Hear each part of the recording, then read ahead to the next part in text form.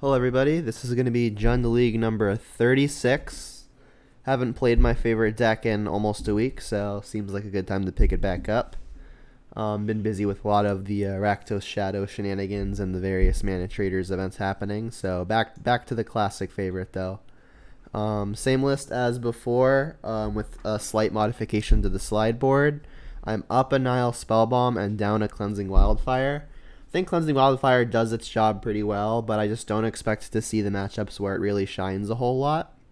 So I've simply just reduced my copy count by 1. And that's the only change. Let's take a look at the current modern metagame. Uro Piles still in first. Humans stuck at second. Gruul up to third. And not surprisingly, one of the new better decks in the format, Black-Red Shadow. The screen pip for just mutagenic growth. All the way up to fourth place. Azorius Control, surprisingly all the way back up to 5. Our hero, Jund, at 6th. And then we've got various mid-range decks following Blue-White Spirits, which we even played against not too long ago. We've got Death and Taxes. Mill, not exactly a mid-range deck, but Eldrazi Tron is. Grixis Shadow kinda is. Devoted Devastation kinda is. And we've got some other various combo / aggro decks like Blitz, Amulet, and Burn. The mainstayers. Alright, so with that said, let us just get right into this league. Oop, that's not what I wanted. That one.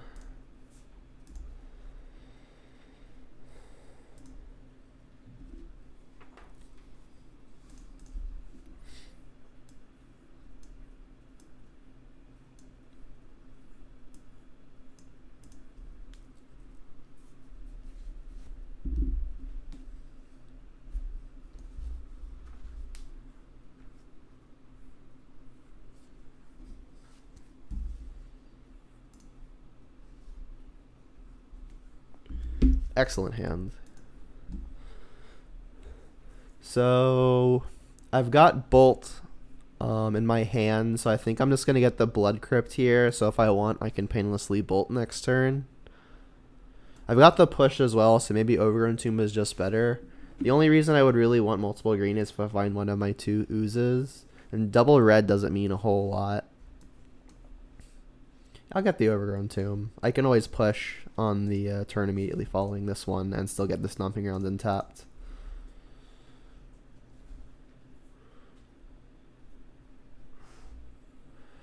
And immediately we hit the Uro deck.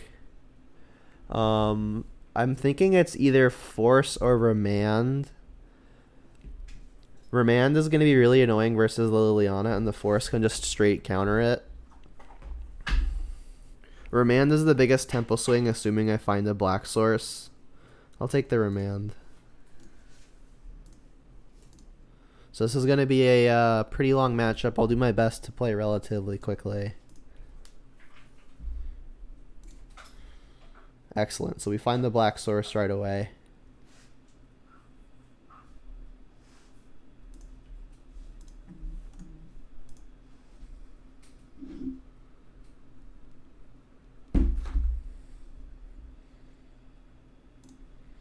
This is going to be a spot where Cling to Dust is pretty good. Alright, so I'll go ahead and get Blood Crypt now. If they Force of Negation the Liliana, which is likely, it's unfortunate, but pretty okay. We're at least going to be getting a 2-for-1. Not super worried about the Uro right now because of the Cling to Dust.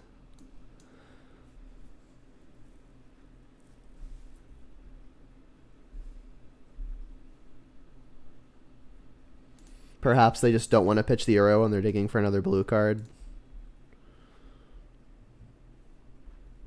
They've pitched Force of Negation with their Force of Negation. Sure.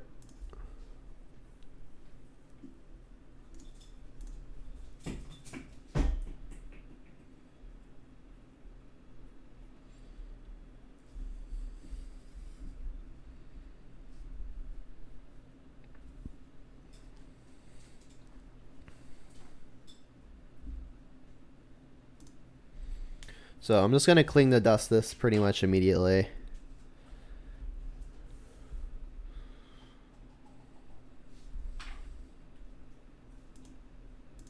No point in waiting around for this to get countered. And then I do have a tracker in my deck, so I'll play the peatlands first, so maybe if I resolve the tracker, I can get 2 clues.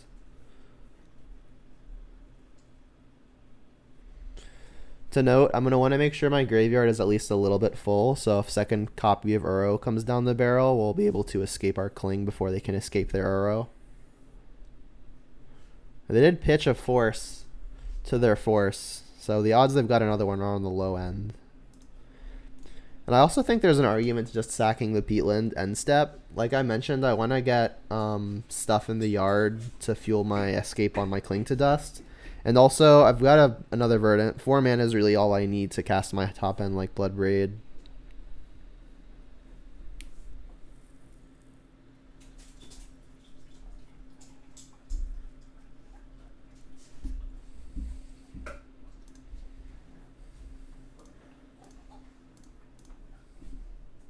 There's the Bloodbraid. Kind of the perfect thing to jam into open mana as well. I could Inquisition, but maybe I want to cast Inquisition on a later turn to help sneak through something that doesn't have Cascade. Do I want to start conserving life for any reason? Don't think my life total is going to matter a whole lot. I do want to maximize on green for potential oozes. Oozes are pretty great in this matchup. Don't know that my life total is going to be a relevant factor, but the opponent's not a Path to Exile deck, so it doesn't seem like a huge loss. An extra Liliana is a fantastic hit.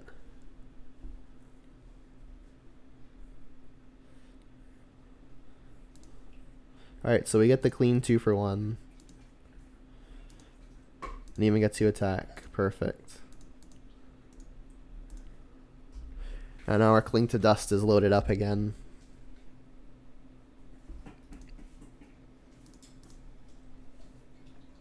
Pretty sure they still have this Mystic Sanctuary in their hand unless I've mistracked it.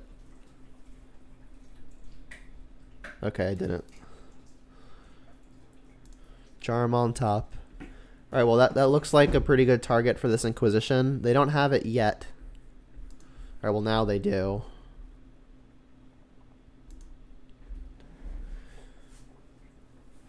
And there's that second Uro that we were talking about. So if we hit a mana source here, we can Inquisition to take the counter and then Cling to Dust the second. That's a pretty nice hit too, though, because this can take the counter, and then our ooze can eat the Uro that way. They're drawing 2, sure. Please take something. All right, cool. All right, so their Adrenaline Lock is actually going to be losing value after escaping the Cling to Dust at some point, and their Fatal Pushes are just generally very good. I'll take a push.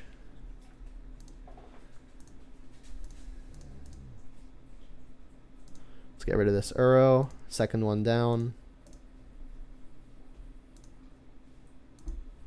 Unfortunately, our hand not too great. But we've got the onboard pressure, which is advantageous. We knew about that. So now they've got to drown. And there's a tracker. So if they try to drown the Bloodbraid, we can actually escape the Cling to Dust.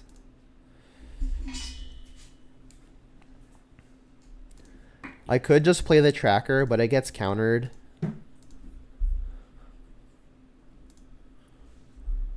I think what I'm going to do is I'm just going to Cling to Dust something at the end step.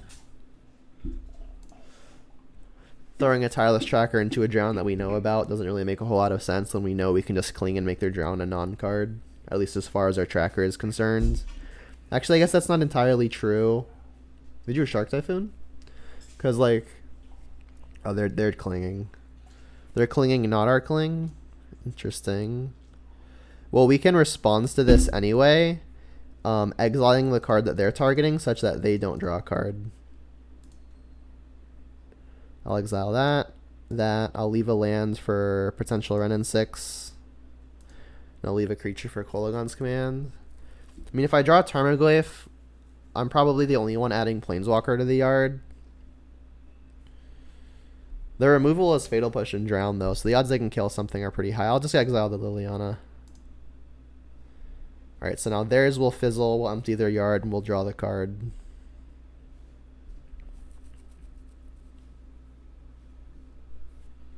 Did you force? Okay. So they'll draw only this fresh card. Actually, they still won't because we've exiled it as a part of the cost.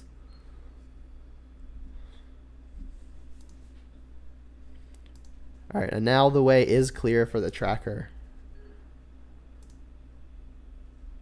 So I suppose we should just attack first. They can still use the drown as a kind of terminate. As soon as another card enters my yard. But this is going about as well as it could be.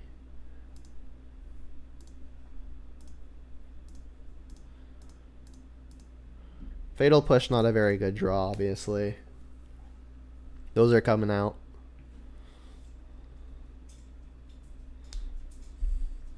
We've dealt with 2 Uros, which is pretty nice. Hey, we just win. Excellent. So Cling to Dust and Scavenging Ooze, exiling the opponent's Uro is proving very pivotal. Alright, gonna bring in the Ashioks. Happy I'm playing a 3rd Spell Bomb. Bitter Blossom tends to be pretty excellent here. And I like the Collective Brutality, at least over Inquisition, because it takes things like Cryptic Command and Factor Fiction, and it also misses on the same things that Inquisition already misses on, things like Jace the Mind Sculptor and Shark Typhoon. I'm going to be taking out a great handful of the 1-mana removal. Because like I really don't think I want to be playing the 1-for-1 game versus the Uro deck. I'm going to have to take a more proactive stance versus the Uros, exiling them beforehand with things like Nile Spellbomb, Ashiok, Scavenging Ooze, and Cling to Dust. It's a pretty good handful of proactive answers. So what I'm looking to replace right now is this Terminate, but there's really not a whole lot else I would want to bring in over it. I guess I could play another Inquisition, but maybe having just 1 Terminate as an out to a creature is fine. We've got Pulse and Liliana of the Veil as an out to a resolved Uro, so it's possible Inquisition is just better. I will bring in the Inquisition, actually. I just really don't think I want to be playing the 1-for-1 game. Inquisition, obviously, also 1-for-1, but it allows me to sneak through my spells that matter, assuming what I'm sneaking past isn't a Cryptic Command, because, again, Inquisition doesn't take those.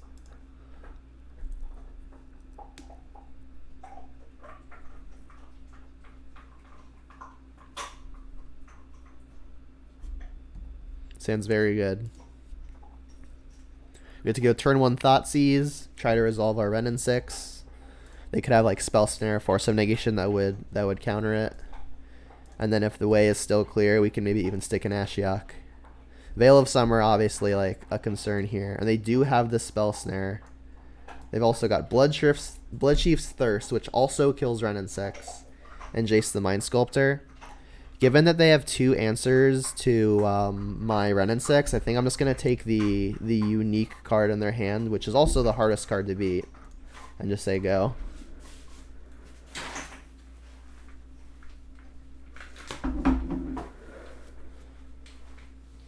He's so shook.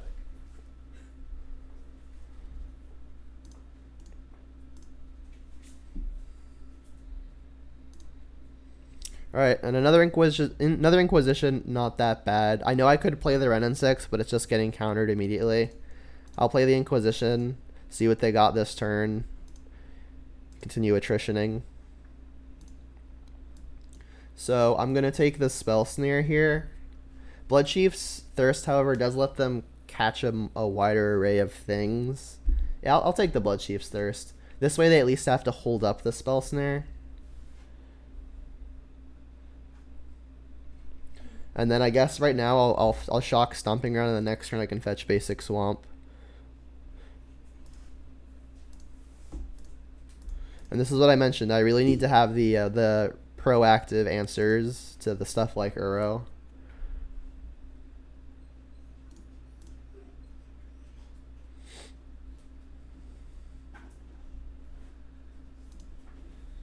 Alright, and as far as we know, which is 3 of their 4 cards, they don't have a way to deal with resolving this Ashiok.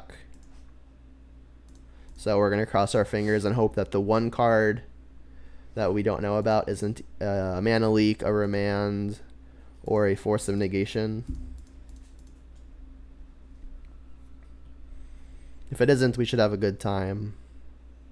They should at a minimum fetch in response. They just don't want to have enough. They just don't have an answer to it. Fair enough.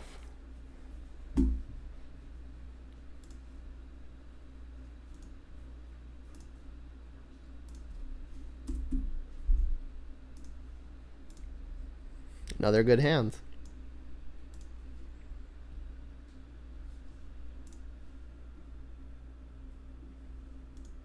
Is it a mirror? This hand's okay versus the mirror. We've got a 2-mana threat, a 1-mana removal spell, a Cling to Dust as pseudo card advantage, and a Bloodbraid Elf, which is probably the take here.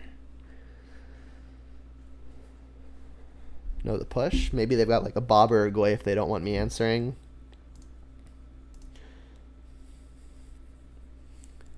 I think I will shock in the Overgrown Tomb.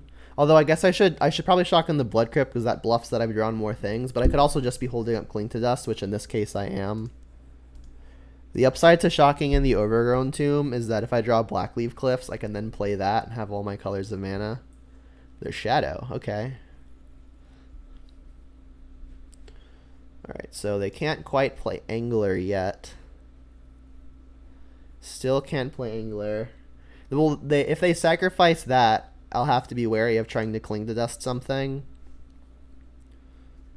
Alright, because now they could like shock in a land. So I'll take the Mishra's Bauble. If they are playing Luris, this is the most dangerous card. There's the Blackleaf Cliffs.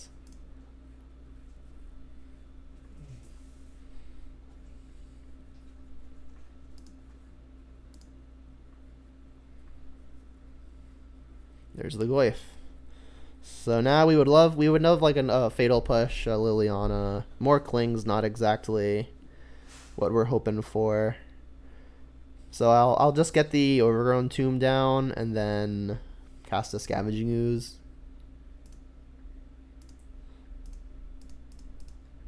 Don't think the opponent would be playing Liliana of the Veil, at least in the main deck. If they do have it, we're in a good amount of trouble though. Alright, well that'll take the Cling. If we get 2 more turns, these Bloodbraids may end up being very strong. Unless they have a Shadow and just really put the heat down.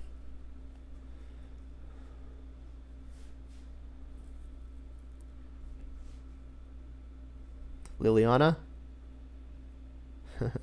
Alright, so I end up being pretty punished for not shocking the Overgrown Tomb first, because now if I play the Ooze I don't have a green up, but if I play Stomping Ground now to have up a green, I don't have a guaranteed untapped land next turn. I really do want to start Bloodbraiding, so I'll just have to bite the bullet and play my bear. And they know my hand at this point, so I'll just yield. I don't think they've got a Shadow. They probably would have played it. And they just played a land now, so that's probably their pickup for the turn. So my guess is that their hand is some mix of removal and discard. Probably not Thoughtseize. They cast an Inquisition.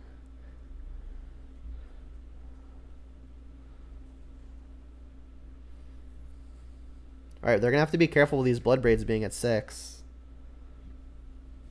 Especially with the Bolt. Right, so let's say yes to this. And then they could have a Stubborn Denial, but we don't even know what this is hitting yet. Liliana would be the nuts. That's good too.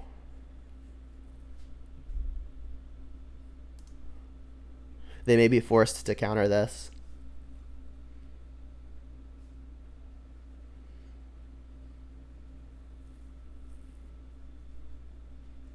They just concede. I guess they had Stubborn Denial, but like not a blue source to fetch. I don't know.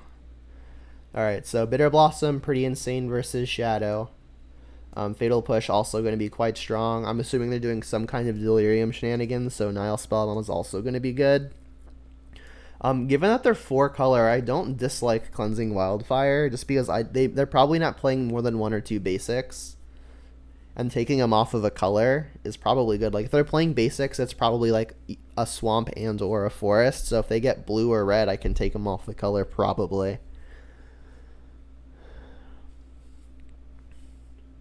I don't think they're playing Angler given the presence of Tarmogoyf, so I'll take out the Thoughtseize. I'll take out the Inquisition as well. They can act as a combo deck, but against the mid-range versions of their deck, against the mid-range draws of their deck, the hand disruption tends to be really, really weak. A Wrenn 6 doesn't really kill a whole lot, so I like cutting one of those. On the draw, I think I'll cut the Tracker. It's pretty slow. But I mean, against the mid-range draws, it is very good, right? I think I will cut the Lightning Bolts. They don't kill anything. They go to face, and that's about their only good use. I mean, I've still got burn in the form of Wrenn 6 and Kolaghan's Command and Hasty Bloodbraid Elves, so I've got burst damage still.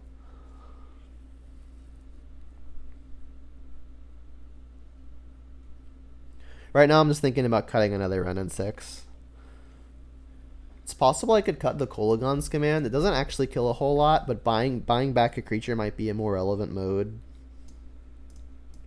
I'll cut another Wrenn. Feels weird. Because, you know, when it comes down to it, it can be a mid-range matchup, but I don't think I can shave enough of the... I don't think I'm allowed to shave any of the really inexpensive tools outside of some Inquisitions and Thoughtseizes. Like, taking out these already makes me not want to take out more of the low-end stuff.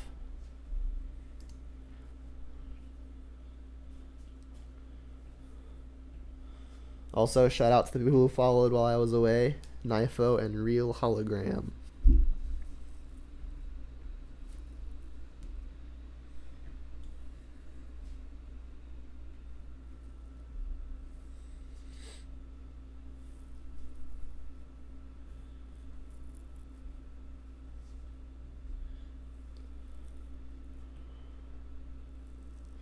Yeah, Sam's fine. It's on the soft side to an Inquisition or Thoughtseize, but we've got some redraws, so our hand can be pretty dynamic.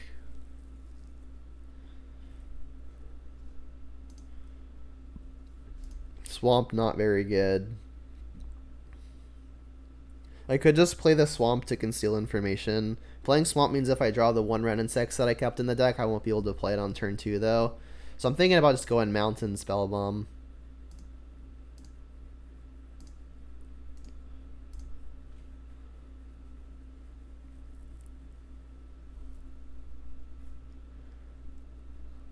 Goyphopotamus.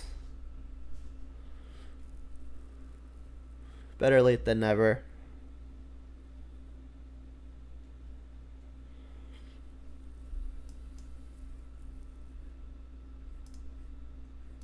So, drawback to the play that I've made is that I don't have double black if I wanted to Cling to Dust something. They are playing Scourge, interesting. They've also got a Dismember. Traverse is going to be the biggest... Sorry, Veil of Summer is probably going to be the biggest headache, assuming I find a removal spell. Scourge is also annoying, though, because it's just another threat. I don't have an answer to their first one. I think I just have to take their first threat and then hope that I can find 2 answers. I guess what's more likely? Can I find 2 answers to this Tarmogoyf?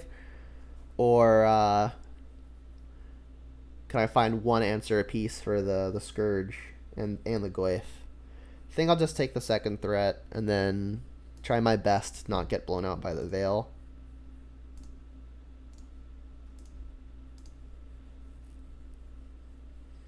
This Traverse looks a little silly in the face of Spellbomb. I'll take my 3.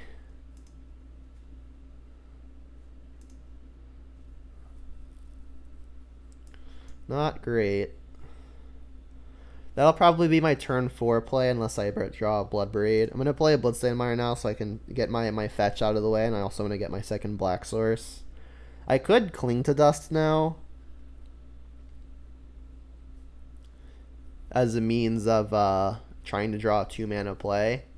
But they've got Dismember if they've got a 2-mana play. So even if I draw it, it's just going to die immediately. I'll just wait till end step.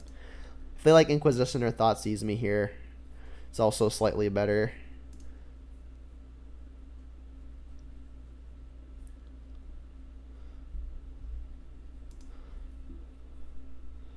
So if I sack a spell bomb there, that doesn't actually shrink or grow the Goyf. So I'll take the hit.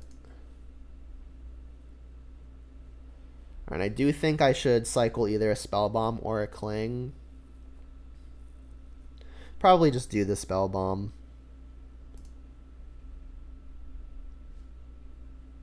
Alright, and then in case I draw like a terminate or a fatal push, I'll wait on the fetch.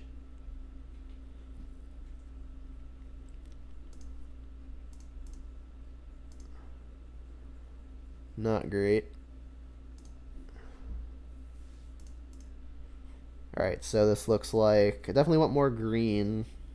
More black. Let's get another Overrun Tomb. One red source is probably enough for now. Liliana is very good, but we know about the Veil.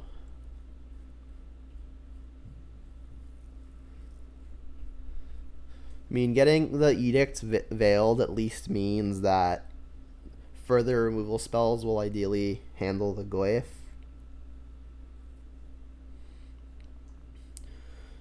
I really want to get the Ravine down now. But if I get the Ravine down, I can't hold up a Spellbomb plus draw a card or a Cling. So I guess the correct play is probably just Swamp and then not attack with the Ravine.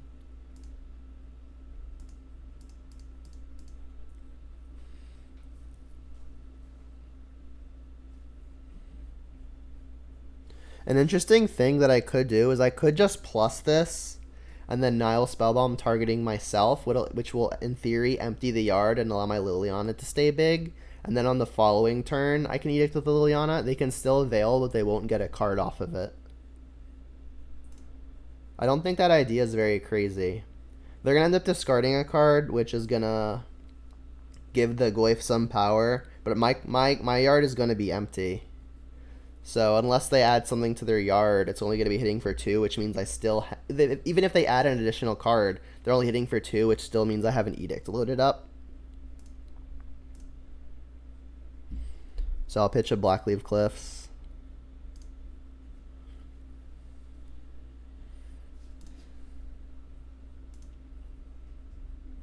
So yeah, plan now is to Nile Spellbomb, target myself.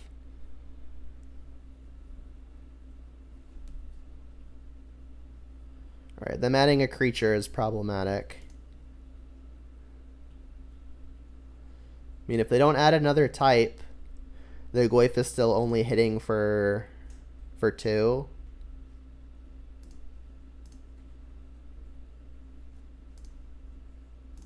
They can sack their Peatland, but I doubt that's what they want to use their turn's mana on.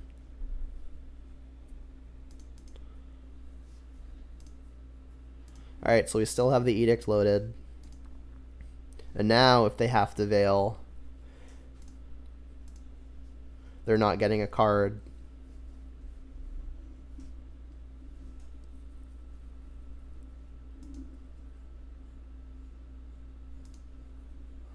And then second Goyf is actually a pretty powerful draw. They can still dismember the first one, but we've got a second one as a backup, and additionally a Raging Ravine. So we forced them to use the Veil this turn. Alright, well, they drew another removal spell.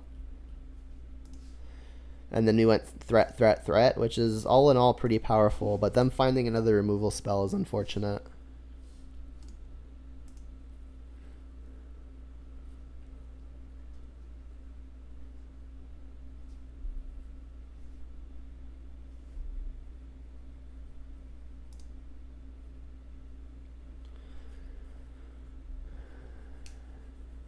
If they use the Dismember, they're going to have to be careful with the Ravine at least.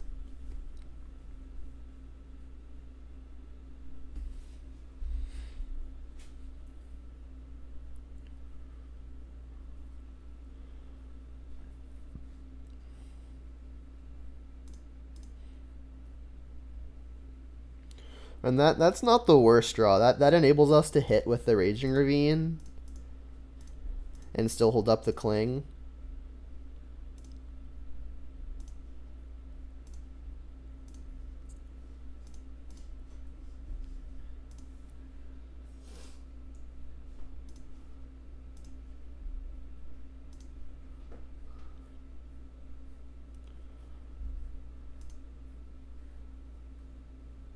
So can we cling to take out a type?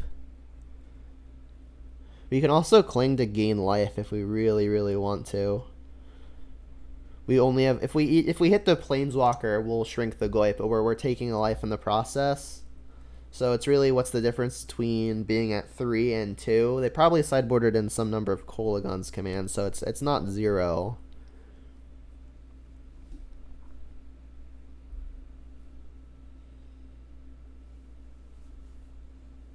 I think I'll just take the hit.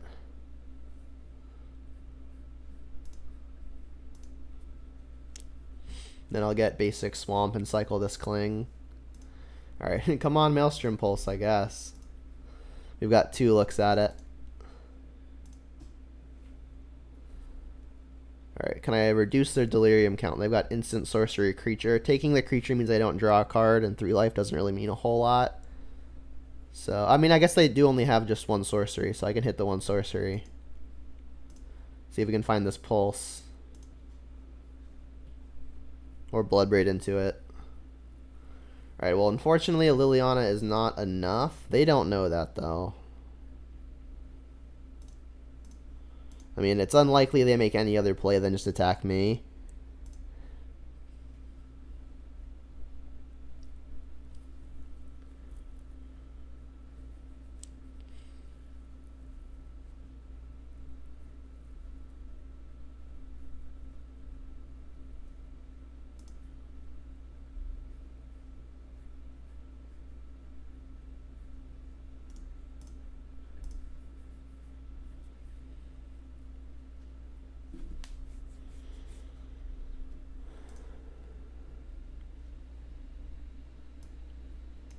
Oh, you know what? Maybe something I could have probably done. Oh no, it doesn't work because I already had both my swamps and my mountain. But I could have fetched and then flash and then escaped my cling to dust.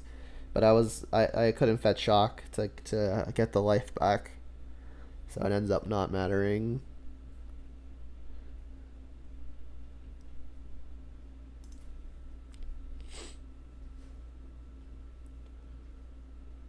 Because I could shrink the Goyf pretty substantially by getting rid of my own yard, but my mana situation didn't allow it.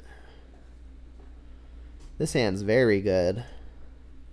Needs another black source to get this Liliana down, but we get to on the play Inquisition to get under the Veil of Summer.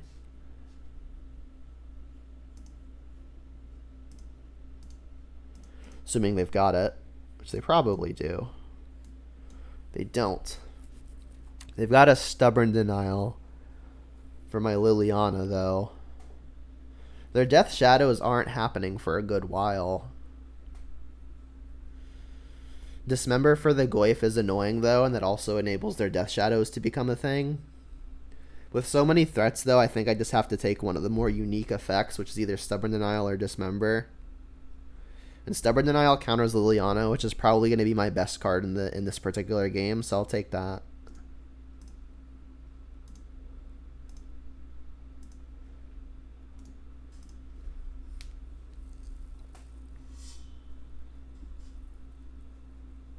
They targeted themselves, and they want to keep it. Interesting. Alright, well, I don't think I want to play the Goyf and the Dismember yet. It slows down their shadows by just biding time by just not playing it. So I'll go Forest, play Spellbomb, and then I'll probably sack it end step just because hitting third land is such a big deal.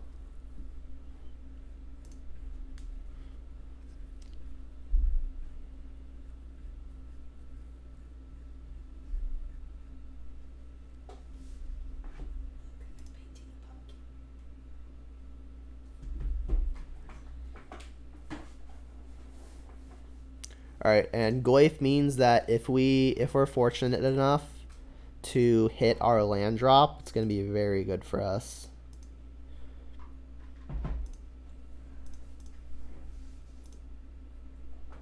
It's not a land, but it's a good one. Land would be fantastic. Darn. Alright, well, we don't hit it. But Dismember is going to be... Sorry. Bitter Blossom is going to be fairly strong.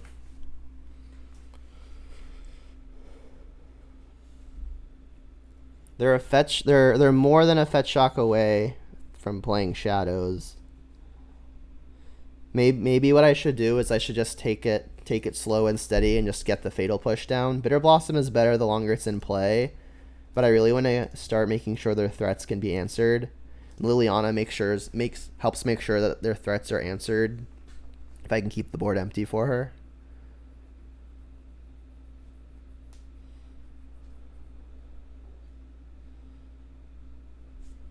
They played this bobble, my bad.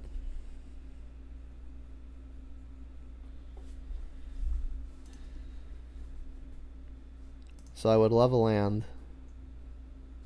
Cling. I could just Cleansing Wildfire, get the cantrip in. I did mention that it's possible that they're only playing, as far as basics go, a swamp and or forest. So I get my choice of what color I'm going to try to take them off here. As far as blue goes, it's pretty much only Stubborn Denial. Their red sideboard cards may be better, but I think I'm more worried about my Liliana resolving, which means taking off the blue is probably more beneficial.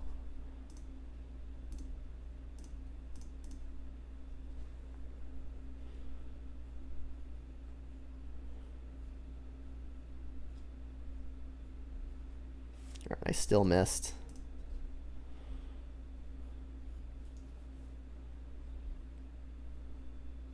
Just paying life to get Shadows down. Fair enough. Alright, so now they get to go Shadow, Shadow.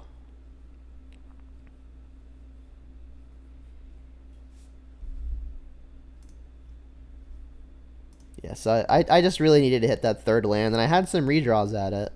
There it is, but it might be too little too late. I mean, it's still worth killing a Shadow, which means future removal spells may be good. So I still think I'm going to take the 1-for-1 trade here. Assuming they haven't drawn a Veil. Alright, good. Because if they had a Veil, this game was going to end very quickly.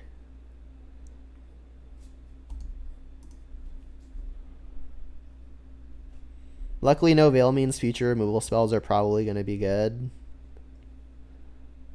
This is a Liliana of your own. Oof. Don't think I can beat that. Yeah, I just needed to hit the land, and it did not happen. So what happens if they dismember me? They can pay the full value and make their Death Shadows 9 power apiece. If you factor in the Peatland, you can make them 10 apiece, which means I've got a block. Dismember doesn't actually destroy a Tarmogoyf, though. If this Lurrus gets little, they're just going to get to recast another Tarmogoyf. Pretty brutal. So how am I winning this?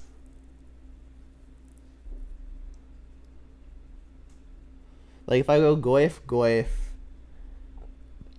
they can dismember one, but they're just going to replay a Goyf. I guess what has to happen is they have to make a misplay.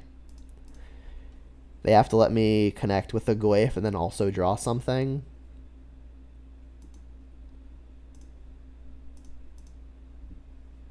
Yeah, I just really needed to hit that third land on time with 2 redraws, and it didn't happen.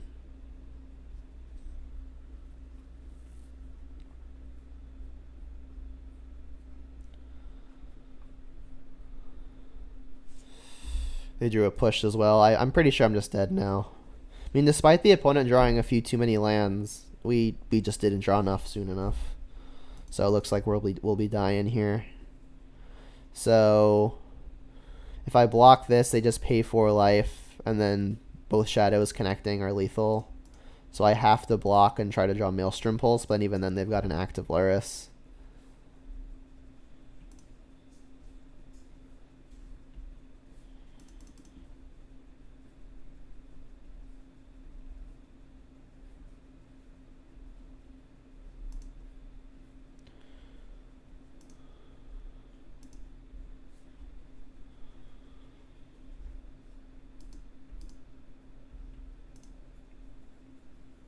Not playing Damnation. More Wildfire. Not going to be good enough. Yep. I really think we have an easy time winning this game if I can get the Liliana down and Edict their only creature. But we were not lucky.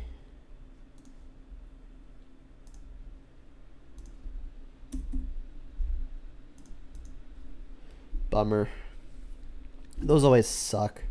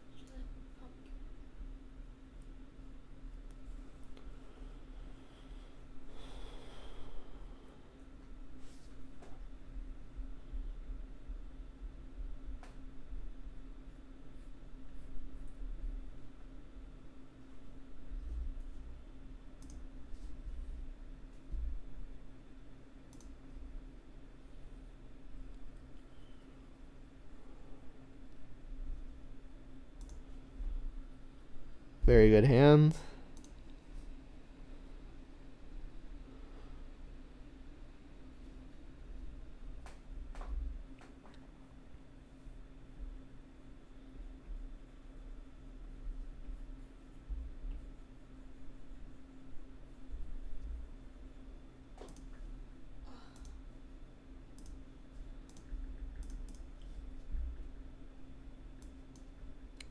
Blue-White Control.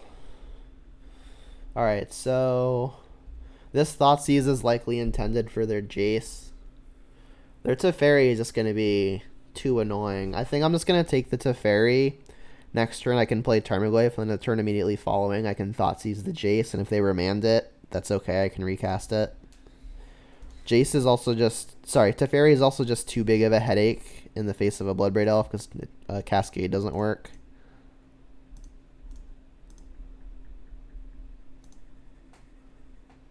Alright, so I'm going to make sure to get Overgrown Tomb here. So again, if I have my discard spell remanded, I can replay it.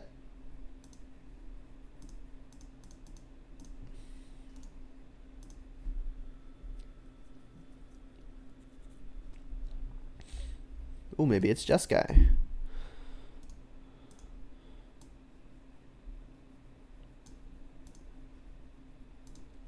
Alright, we hit a land, which is nice. So definitely going to be wanting to take the Jace, although I do have another turn where I don't have to take it, but I'm not doing anything else with my mana. So let's just cast the discard spells.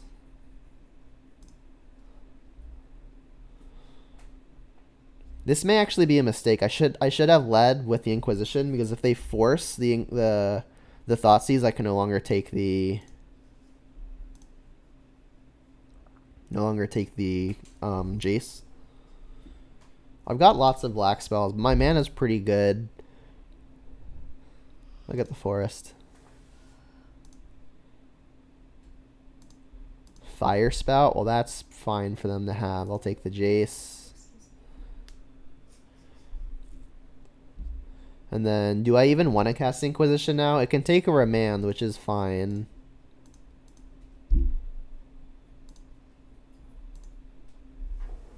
Land. Go. I already updated the record. Yeah, they missed on lands as well. Alright, so let's get Stomping Ground. Second red, more green. Already have double black. Alright, well, red and 6 is attractive, but I want to start putting the pressure down while they're low on lands. If this hit something like Liliana Veil, we're pretty happy. Just Thoughtseize is fine too. They hit another Teferi. Let's take that. Teferi is so stupid.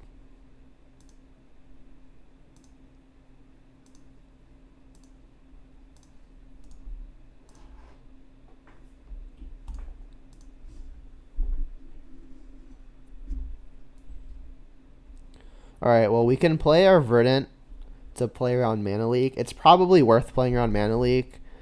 We're not really short on mana sources, so it's just really important that the Ren and 6 resolves at all. I know I can get a land back and immediately play it, but I think it's more important to just make sure the sucker resolves.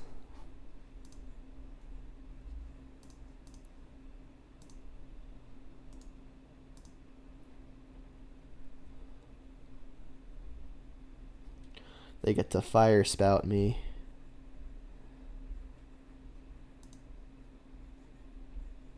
Alright, so we are missing another mode of pressure. Gonna need to find it relatively soon, or else they could have time to come back. Perfect. Could not have asked for a better one.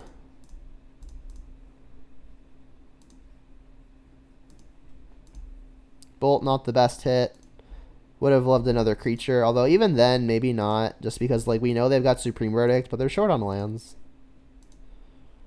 Alright, so a ping this turn and a ping next turn with a Bloodbraid hit is lethal.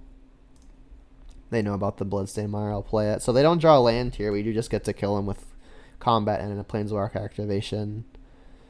Alright, well then verdicting here means that 2 pings kills them as well. So no matter what, their back's to the wall. Unless this is not a verdict.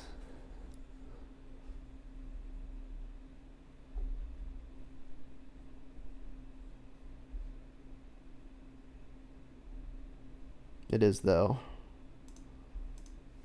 Alright, I'll just keep the fetch in play now. I could draw Tracker.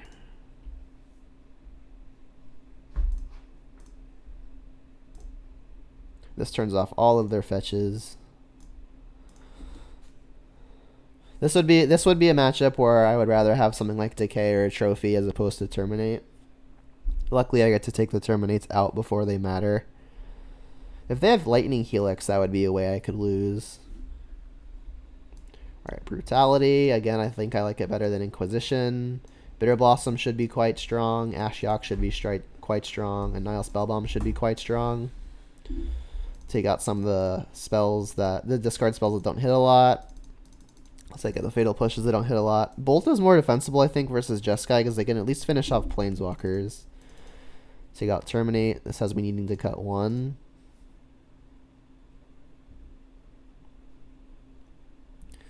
In a matchup that's so value-oriented, I do often like cutting a Tarmogoyf or 2.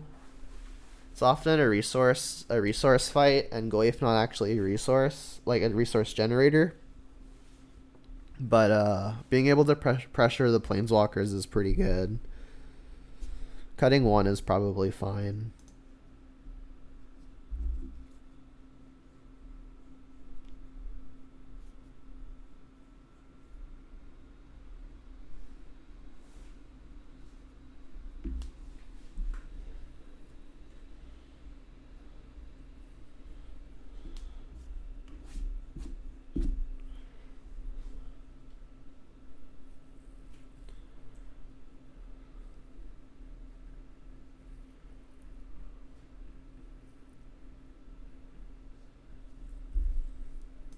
Yeah, perfectly fine hand.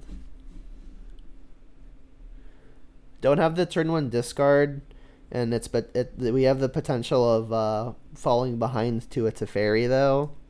But we've got 3 lands and spells we can cast.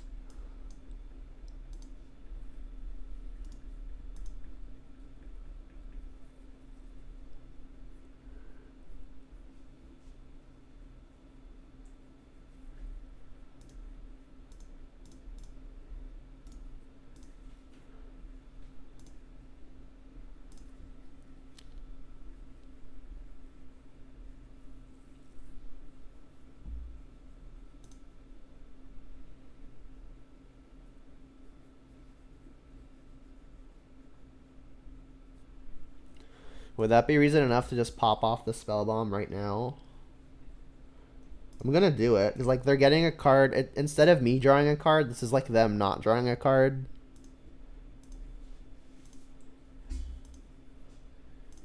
Which is in terms of card count pretty much the same.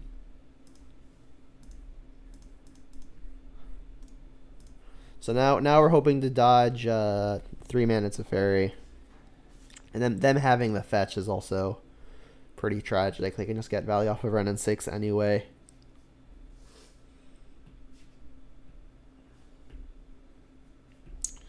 And they've got the Teferi. Brutal.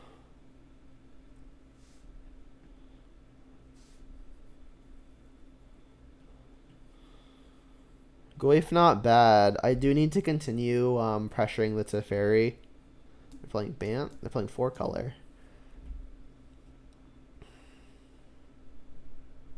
So I've got the Forest, which makes Verdant our strictly worse fetch. So if I'm going to get a Shockland, which I am, I should start with Verdant. So I have the option of getting basic later. So let's get a green source for sure, and second black. Overgrown Tomb.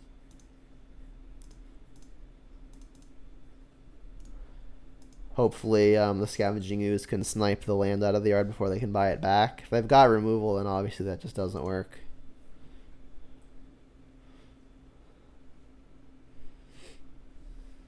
Need to get something down on the board to attack these walkers.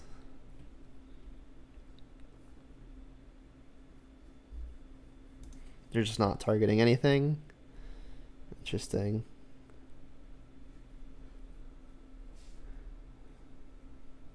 So now I need to decide how I'm going to manage these walkers. Do I want to attack the Teferi now and try to get it dead? Or do I go after the Renin 6 to knock down its loyalty? I think given that I've got Bloodbraid in my hand, I really want this Teferi off the field so I can cascade again.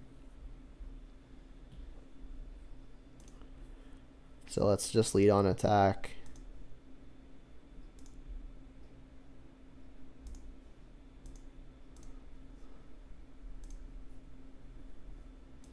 Okay. And then in the event that a creature is exiled, I'm going to probably want to get a second threat into play so I can pressure the Renin 6. It plays a bit into a Supreme Verdict, but if that's the case, I at least have the Bloodbraid Elf to cascade and hopefully try to rebuild and attack Renin 6. I'll wait to play the land, because if this gets remanded, I'll probably want to play the fetch so I can replay the Goif.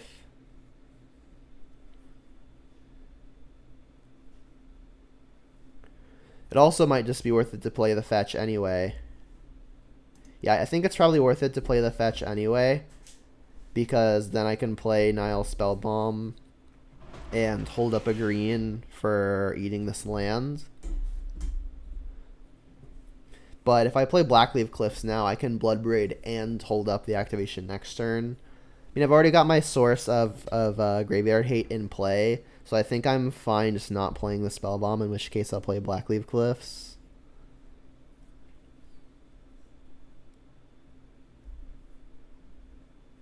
And I'm not going to do this now. I'll wait until they target something.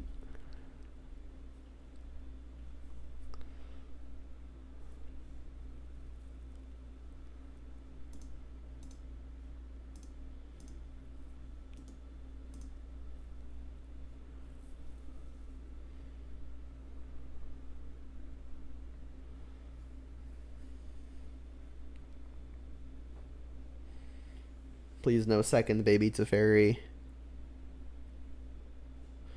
Omnath.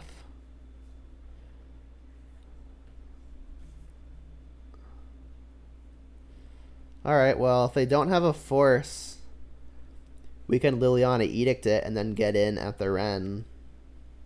I mean, if I Bloodbraid, neither attacks profitably past the Omnath, so I think I should lead on Liliana and cross my fingers.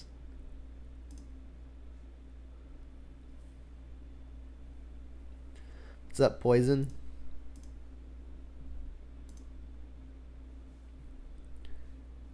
Playing against some Omnath and Modern, as you do.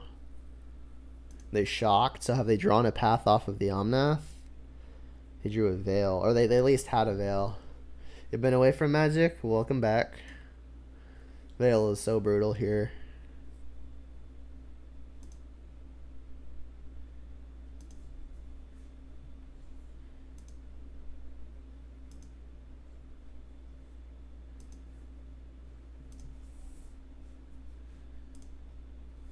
Should have played the Verdant. because it's the worst fetch given that I already have the forest. We've got Cleansing Wildfire on our sideboard, and that's about it.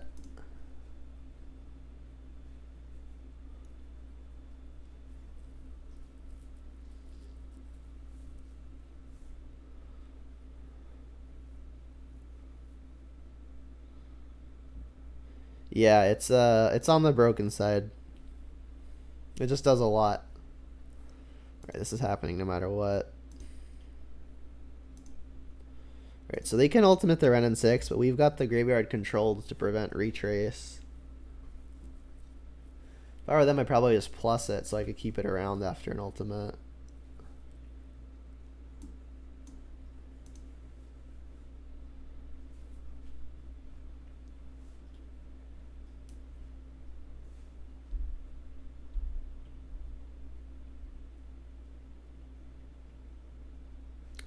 Emblem time.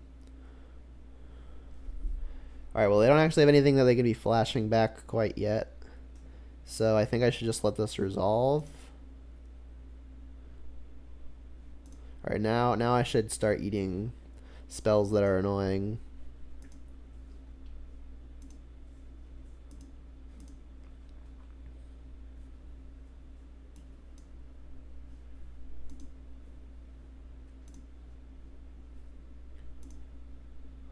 Let's get rid of this veil. Don't want that to have retrace. Let's get rid of this spell snare. Don't want that to have retrace.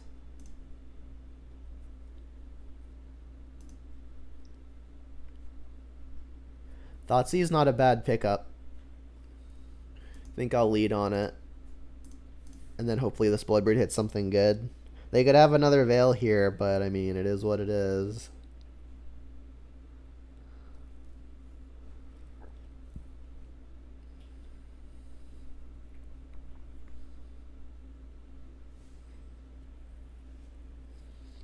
And then depending on the resolution of this, I think I'm going to fetch Swamp first so I can Bloodbraid and hold up a green for the ooze. Bounce, draw. I'm assuming it's bounce, draw. This doesn't have text. It looks like bounce, draw. Or bounce, counter. Okay. So definitely don't want that having retrace.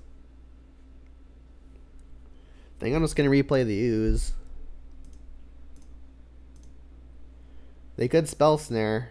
If they do, we've got spell bomb to make sure they're not retracing cryptic. We've already exiled one spell snare though. I guess leak could be a thing too. Yep, maybe I should have played the land.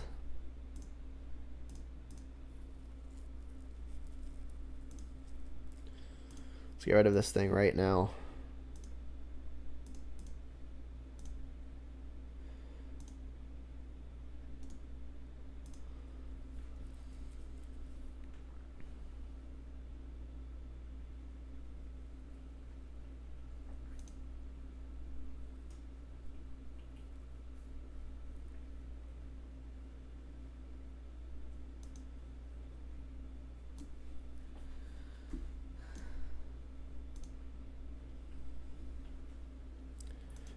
So we've got a fair number of lands to get in the deck. I'm going to try to stay no lower than 9 because they do damage in chunks of 4 right now. Got plenty of green. Let's get over on Tomb. I mean, I have plenty of red, so let's just do this. Gonna need to find a Liliana or something. Bloodbraid's not a bad hit. If I hit another ooze, I'm going to want max green. So let's leave up 2 green. Wow, we hit it. Alright, we're in it. I mean, their stuff still has retrace, including the Seagate thing.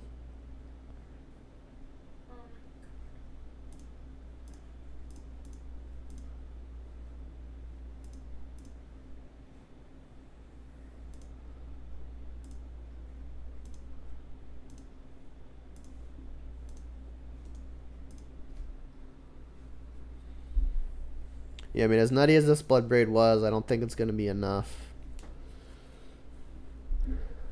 Omnath is very strong.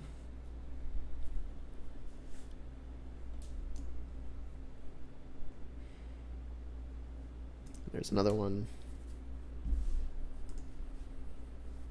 Why does it draw a card? It already does enough. Yeah, at this point, that was as good as I got. You're right. So this is going to add a bunch of mana.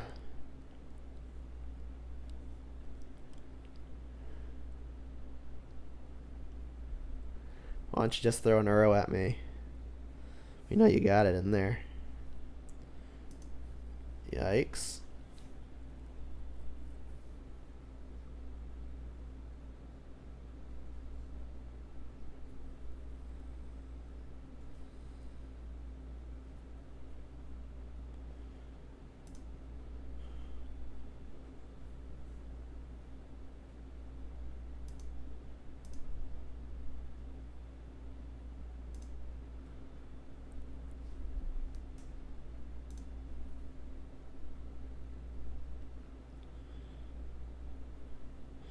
It's going to be really, really hard when all of their stuff has retrace.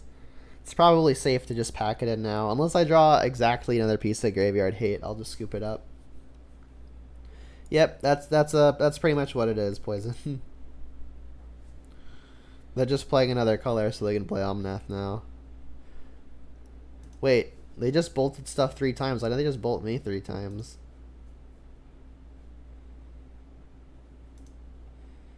Alright, we need Bloodbraid to hit Liliana again. Bloodbraid hits Liliana again, we might actually be in it. Even though the chance would still be low. I'll still leave up max green in case it's ooze. Nah, brutality ain't it. I guess we can see what's in their hand. Sanctuary.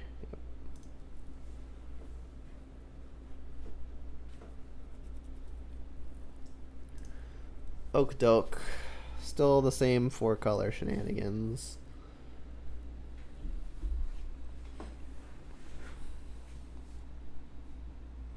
Yep.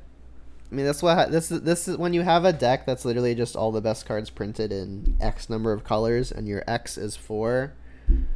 There's a lot of good stuff you can put in there.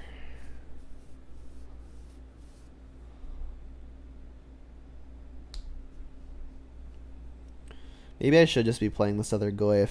I mean, I'm on the play, so it's slightly better. I think I'm gonna take out the Kolagon's command.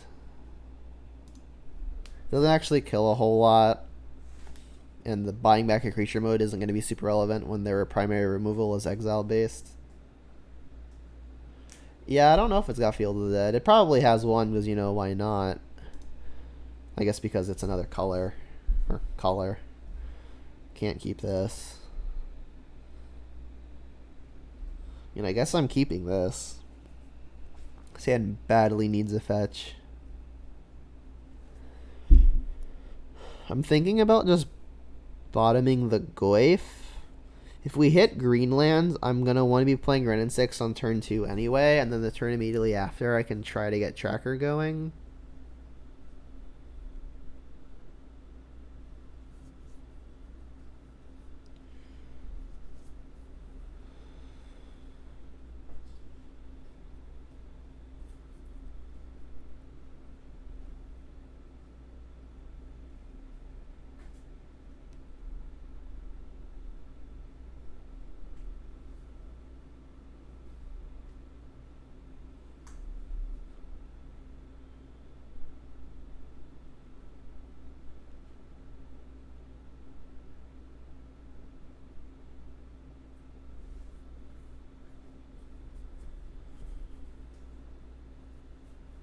Our deck owes us a land from our match 2 loss.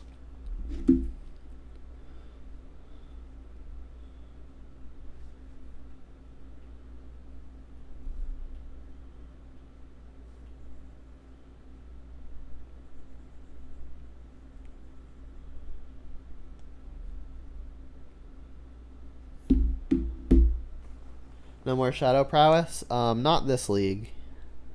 I'm going to be mixing it up. so nothing gets boring to me. I mean, I love both decks a lot, but I've loved this one longer, so I gotta give it its attention.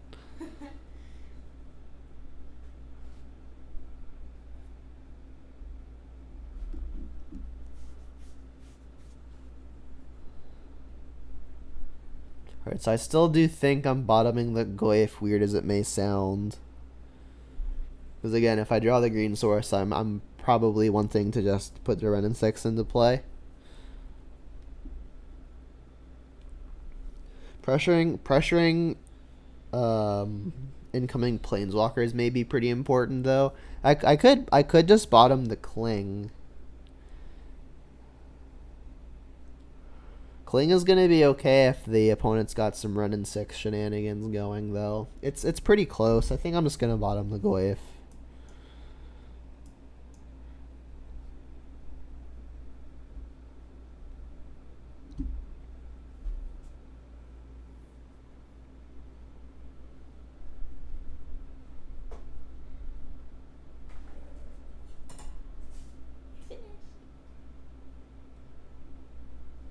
You gonna carve it? Oh, that would be really hard. No, I'm gonna do a.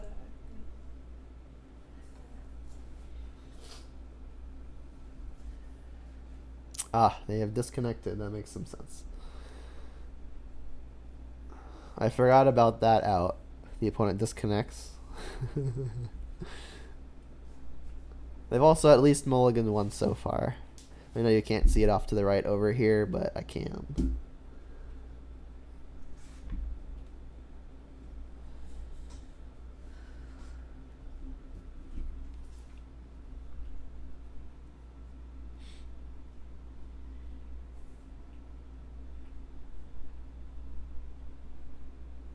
I've done 30 plus, including this one, that'll be 36. But I've done three Rakdos Shadow leagues in a row, so I gotta go back to Old Faithful.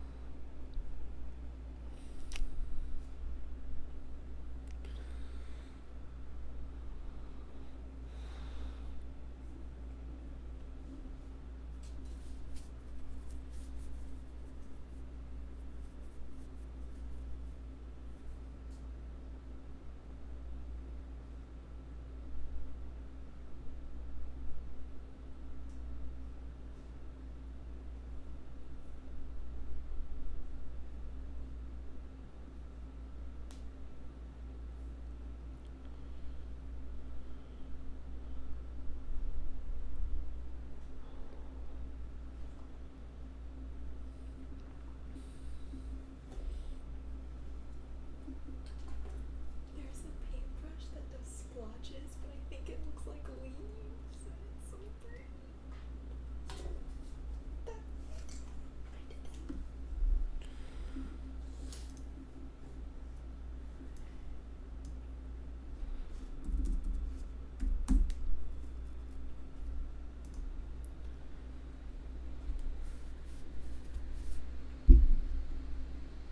Let's see what other Jund people are doing while we wait for this opponent to get back.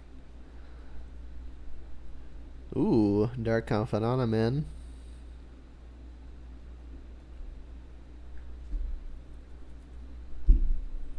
Two Terminate, Two Pulse. This was a 5-0 from when? I guess today. Technically yesterday, since it's 12:01. Where's my list at? If you type !deck or !deck list, I believe Stream Decker is updated. I'm gonna click on it too to even see if it's updated. I don't actually know.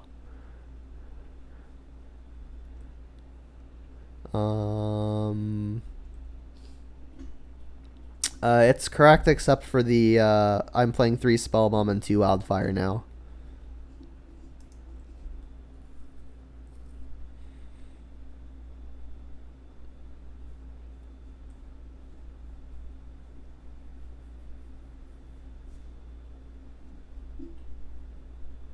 This deck is pretty cool though. This list. I'm still not the biggest fan of the Pyromancer.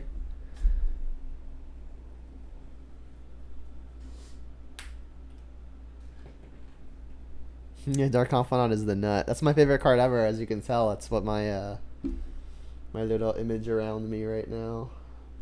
What made me Bitter Blossom? The fact that it's good. It's really good versus a lot of the mid-range matchups and versus Shadow. It's pretty good against Uro decks as well. Like sideboarded, they can Celestial Purge it, or they can like bounce it with a Cryptic Command. So I mean they've got outs to it.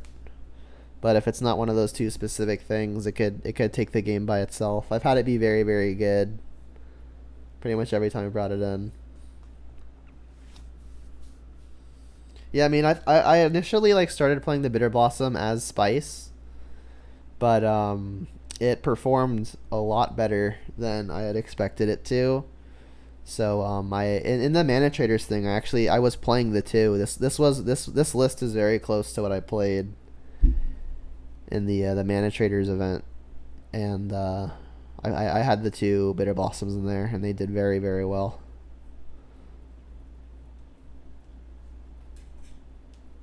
I think it looks better with these dots on it. Like texture.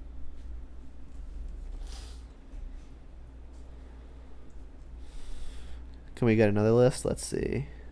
I don't know how to use their new. They redid their formatting. What changed them to go 4-color? It's just Omnath, and they're playing. They're playing obviously the blue-green base, so they can play Uro, and then playing Omnath means they get to also play Path to Exile, and then playing Omnath also means that in red they get to play Wrenn and 6. We saw both of them. We saw both Wrenn and 6 and Path to Exile. Yeah, Omnath is really, really nutty. This isn't it, right? No. I don't know the name of this one. Do you happen to know the name of the new one? It's not Locus of Mana, it's not Locus of Creation. Comma. Royal something. I don't know. It's nutty. Let's also search Omnath. Zendikar Rising. There we go. That should do it. Search for Urodex and Goldfish. Yeah, that's probably the easier way to do it. Locus of Creation. There it is. Whenever a land enters the battlefield under your control, you gain 4 life if this is the first time this ability has resolved. Oh, hey, we actually ended up winning because I guess they timed out. Okay. I'll take it, I guess. I mean, from a playtesting standpoint, not ideal, but from getting the money I put into this league standpoint, pretty ideal.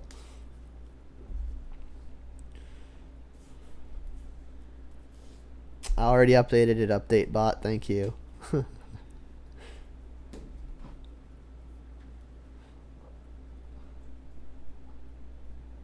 Yeah, Uro is still being number one. They were number one before Omnath. Not everyone's doing Omnath. It's just like another Uro archetype now. They revealed Yorion. Well, we've got Blackleaf Cliffs and Swamp again. If they're playing Yorion, I don't know that 1-mana removal is going to be that good.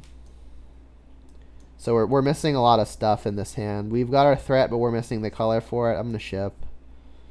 Alright, this hand's much better. Like, not even close much better. Honestly, I'm thinking about bottoming Goyf. Maybe it's just second Bloodbraid. Bottoming Goyf is probably crazy. Bloodbraid's going to be pretty good in this matchup, but I need to keep the lands that cast it. I'm not bottoming Inquisition, so I'll bottom second Braids. Yeah. 1,000 ticks for it? Jeez. That's a lot of ticks. Oof. We've got the curve. Look at the curve, the beautiful curve. This is the nuts Jund hand right here. If we can hit the land. It doesn't matter, they're gonna tear us apart. Oh, hey look, Uro. Oh, looks like it could be 5-color Niv. Oh, hey look, it's Omnath. I mean, their Abrupt Decay gets rid of our Tarmogoyf and, or our Liliana. I'll just take that.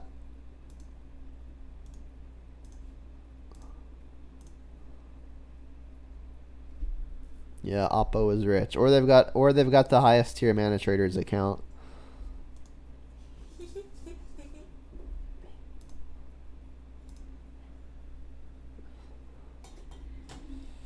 Alright, it looks like we're just goifing here. Helix doesn't kill it.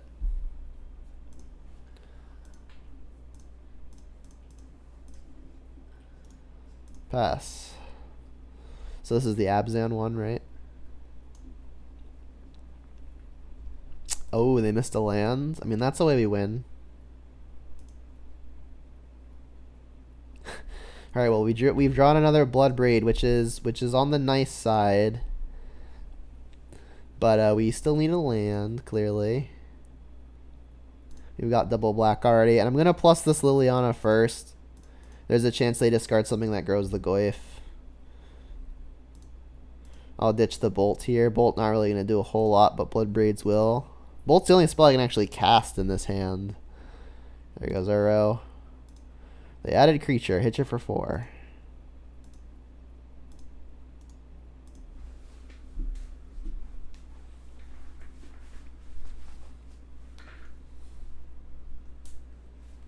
They bricked again. I mean, that's one way we win. Come on, land. Untapped land to specify. Interesting. I should probably continue plussing this Liliana. I mean, their hand is gonna stay relatively stocked, so maybe it's just a mistake to be discarding one of my better cards in the matchup. Yeah, tracker does die to Helix. Maybe that's the reason. Just plus and discard the tracker. Yeah, I'm thinking about discarding the tracker. If we draw fetch, the tracker becomes good, but if we draw fetch, we're just Bloodbraiding into Bloodbraid. Let's discard tracker. This is when he discards Helix, right?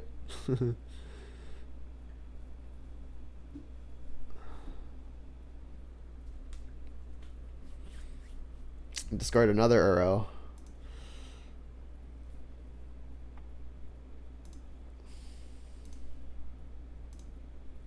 Well, I'm pretty glad I didn't bottom this Goyf, huh? Because my hand would be 3 Bloodbraids right now.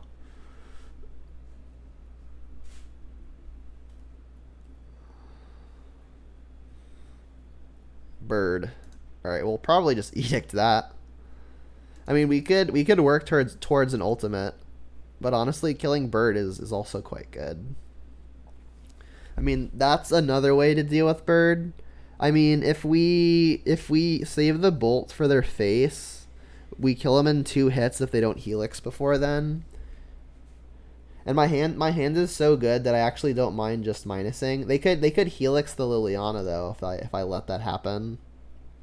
Maybe I should just keep on plussing Thread and Ultimate, because Ultimate is a Stone Rain next turn, so I can just Bolt the Bird now, plus the Liliana. I guess I do really want this Bird to die, so I'll Bolt the Bird first, and then I'll plus.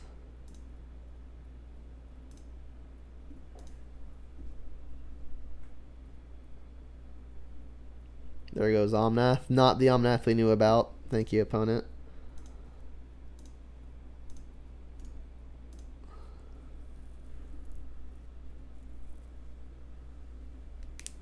There's an argument to sequence it the opposite way, where we plus and then bolt, such that the opponent doesn't have information when they discard that their bird is dying.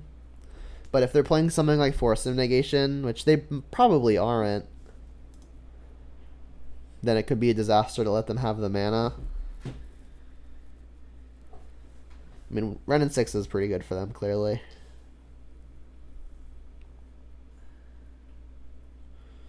So I would love to just draw the untapped land and kill him.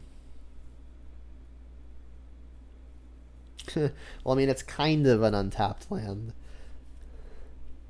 So I'm thinking about just popping off the ultimate. Just split it 2 lands versus Ren and 6 on the other land. Let's do it. They're pretty hard pressed to win with this hand with only 2 permanents in play.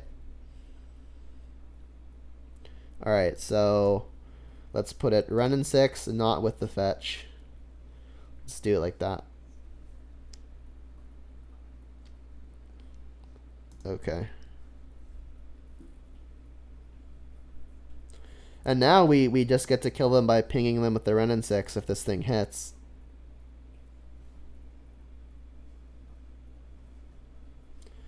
All true statements. So we figured out how to beat the Omnath deck. You either have your opponent disconnect and time out, or you just have them never draw their land.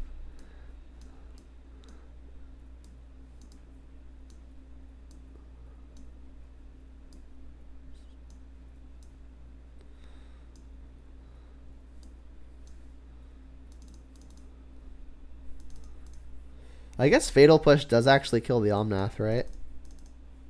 So does Terminate. Yeah, that's the next level strat.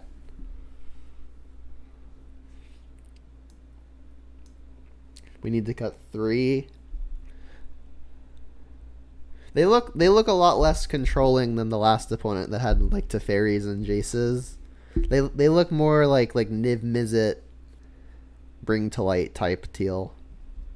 Brutality is probably worse in that case because they don't really have any cryptics to take, but they still have lots of powerful instants and sorceries we could be dealing with. So what do I want to keep between Fatal Push and Terminate?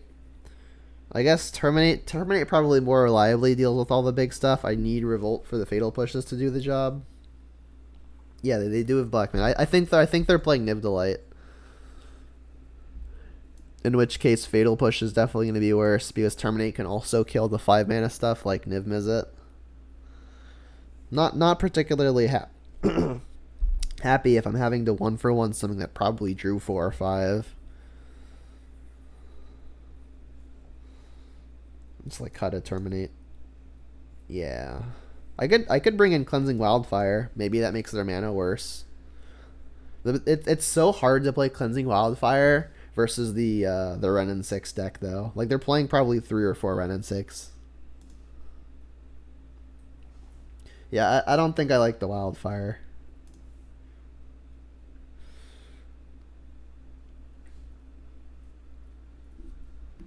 Hey, we got a good one.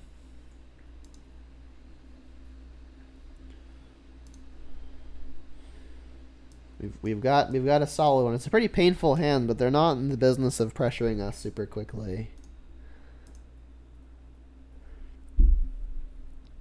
Another land, that's good. So there's definitely an argument to holding the Thoughtseize for a future turn. Like when they're more readily gonna put down something like an Omnath or an Uro. But the more turns I let this game go, the more often they can have a Veil of Summer. Veil of Summer is very bad for me. Just Thoughtseize now. I'll pay the full Lava Axe.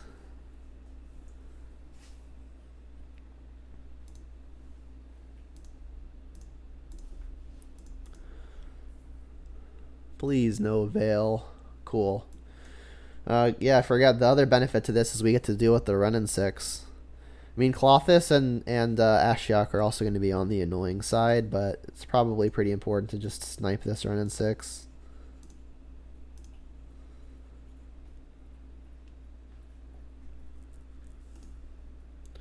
Gonna use the fetch pretty much immediately. In case they try to stick the Ashiok, I don't want any fetchables in play.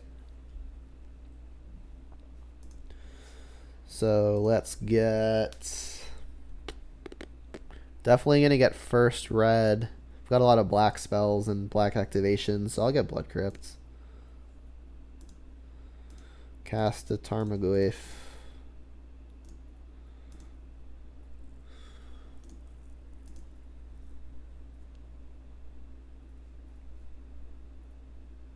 See, I told you, it's the tier 1 strategy is just hope your opponent doesn't draw the lands. We're doing very well.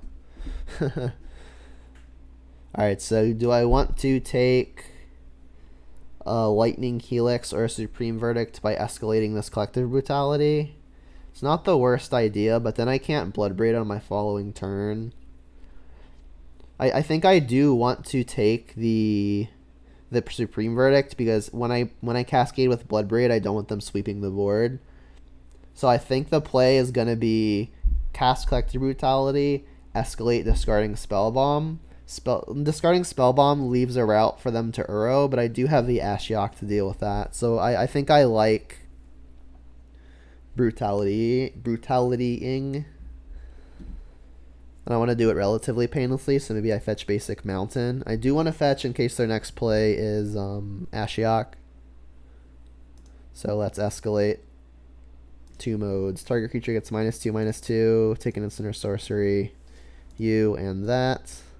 Pay mana. Discard Spellbomb. Dismiss. They drew another Helix. Alright, let's take a Verdict. Goyf is thick. And I don't actually have to fetch until they play the Ashiok. So I'll hold it. Maybe I can get a duel.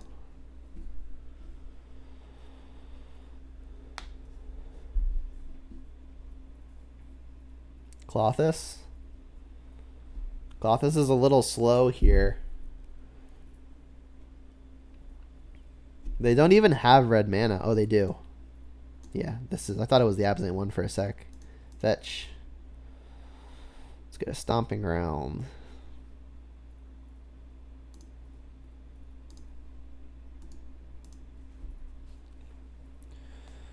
So they're gonna reduce the yards to creature and sorcery instant land. Creature sorcery land planeswalker. So a fetch is no good. I could get my own Ashiok down just to make sure that their future land drops are worse. But activating it it has a high likelihood of shrinking the Goyf. It can't ever grow it. We've already got 4 types and 4 cards. Like, we could hit Bitter Blossom, which would maybe, because it would add Tribal and Enchantment. I think I'm just gonna hit the Ashiok and have Bloodbraid. I guess we can see what the Bloodbraid hits. If the Bloodbraid hits something aggressive, I could just go with the opponent's face and ignore the Ashiok.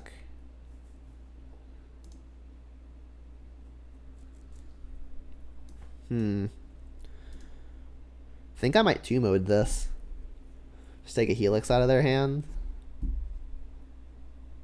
I mean, this extra land isn't doing a whole lot anyway. Yeah, let's 2-mode it.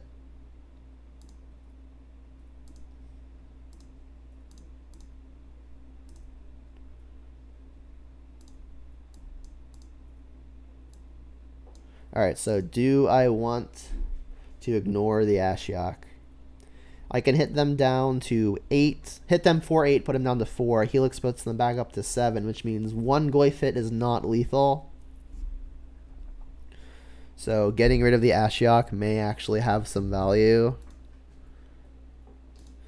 Does it change the clock at all if I take the Goyf, if I use the Goyf to kill the Ashiok? I would hit them down to 9. They can Helix. I mean, this doesn't actually add Planeswalker. It's probably safe to. It's probably safest to just go after it. Like if I can't kill the Planeswalker, like if I can't lethal them within 2 turns, it's probably just safest to get the walker off the field.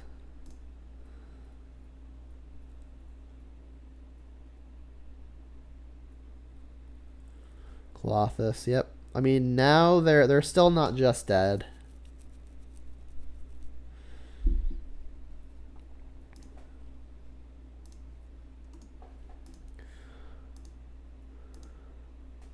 I guess going at them last turn would have forced them to make the Helix play.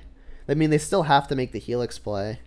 And they're still not just dead, right? I mean, they're going to go up to 3 from this. Helix will put them up to 6. That has us attacking for 5, which is 1 short. And even then, they may be taking a type out of the yard. I'm not going to activate this. I mean, I still think we're in a pretty good position. Can they even take out a type here? They got two. There's only one instant. They could take out instant.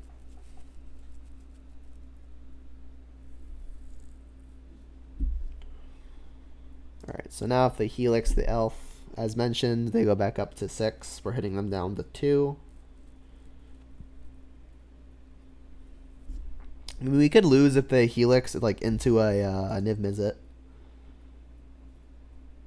The opponent should definitely be putting Yorion in their hand.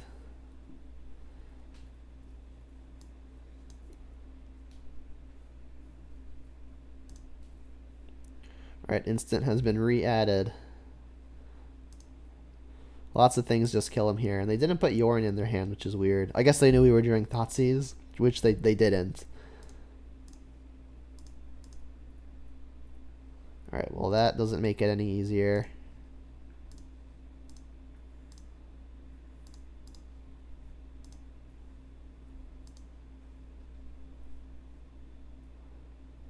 Don't think I should minus for any reason.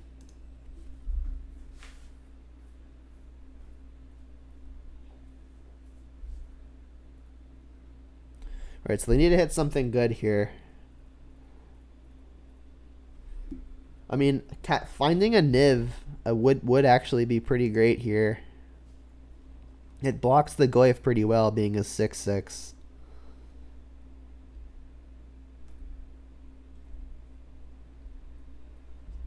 Alright, sure.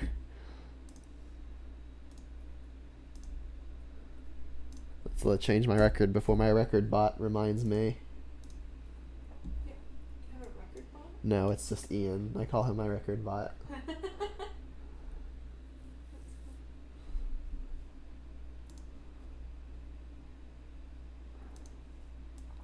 No 1 minute interaction.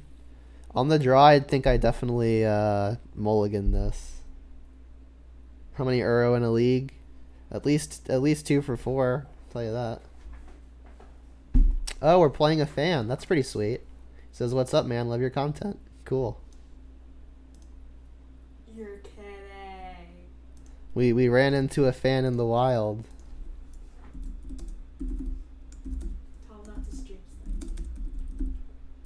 That'd be unethical. Said, "Okay, thanks a lot. Good luck, have fun."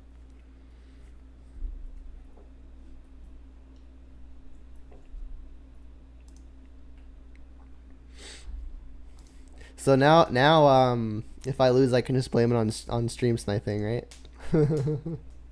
Nah, I doubt they're doing that.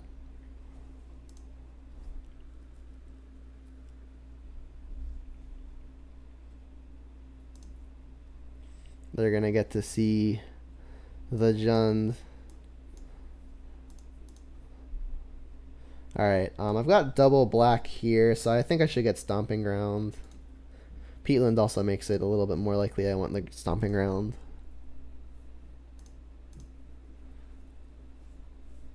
Hey, backup Goyf. Alright, turn 2. Let's play a 5/6. Beast.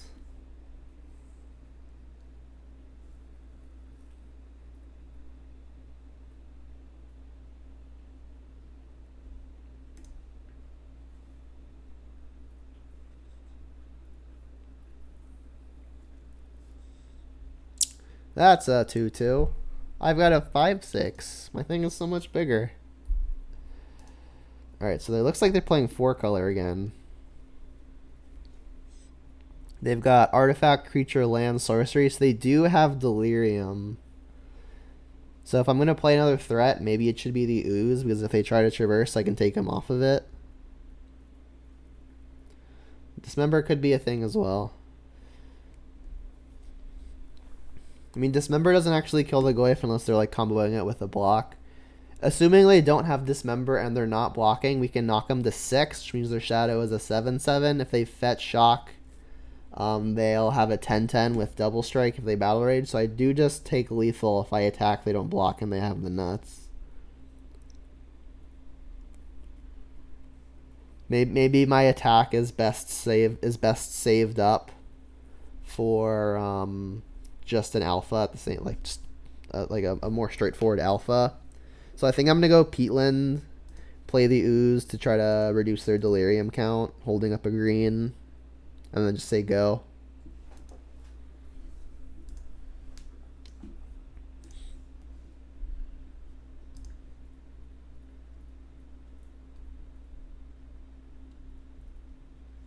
Push, yep.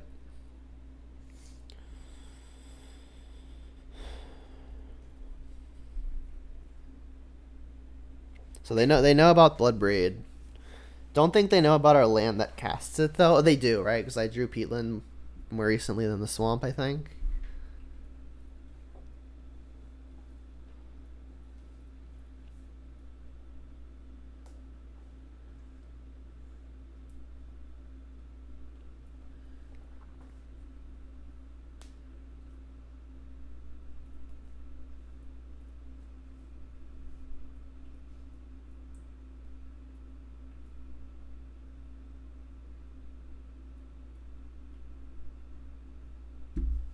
Alright, they did have the Traverse. They've got 5 card types now, though, after adding Fatal Push. Yeah, I guess this is going to happen then.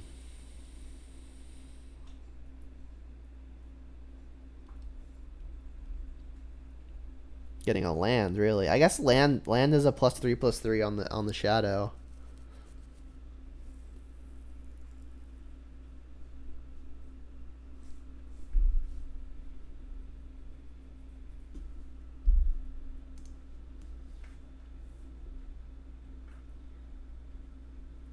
Maybe they are just Sultai Shadow. Maybe not 4-color. Drown. That's rude. And I can't even, like, take something out of my yard. I guess I should just take something out of the opponent's yard. If I draw Future Graveyard Hate, maybe I can,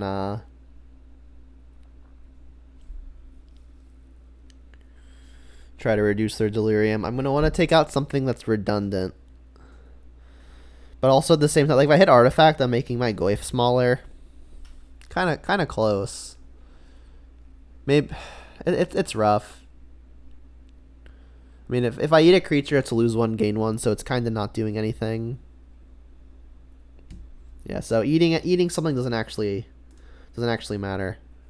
Just let it happen. Right, so I've got a lot of really good hits here. If I draw a Liliana Veil, I'm just gonna slam that. Ideally, Bloodbraid hits a Liliana. Oof. Okay, so I probably just have to prioritize that.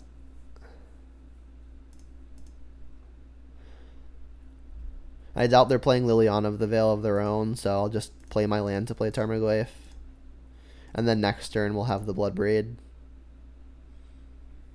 The only thing that bites this line of play is if they've got Thoughtseize, which they're playing 4 of, presumably.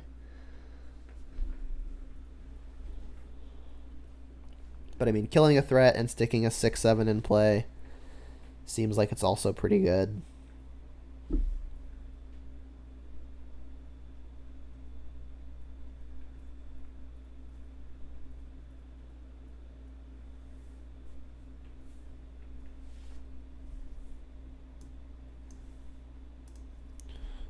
Threat of your choice. Shadow.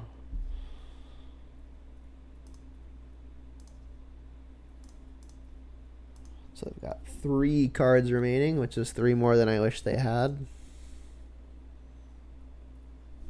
Thoughtseize is not a bad one. But I think I'm just going to do the mana efficient play of Bloodbraid Elf. Like, there's also the upside of this hitting something insane. They could Stubborn Denial if it hits something like Liliana. Bolt is an interesting one. Should probably cast it. That makes their thing an 8/8. I mean, they're probably not playing Battle Rage because they're in theory they don't have any red. So let's shoot them.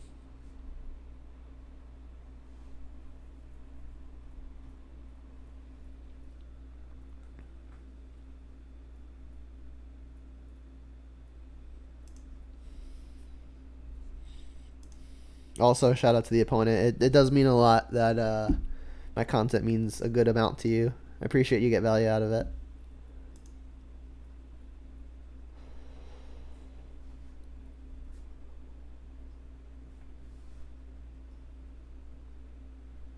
Why Bolt Face? Bolting Shadow doesn't do anything.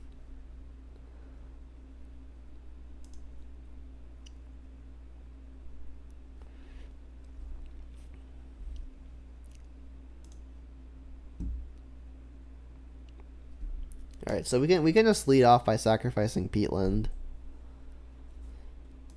Probably should.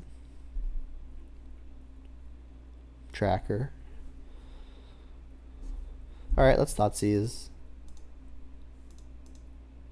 See what they got going on. Stub. Yep. Alright, definitely gonna save this land for after the tracker. Also, bolting the face means that they're gonna have to be afraid of some amount of attacks and any burn spell. He had a push too. Cling, target Liliana. Yep, that takes Planeswalker out of the mix.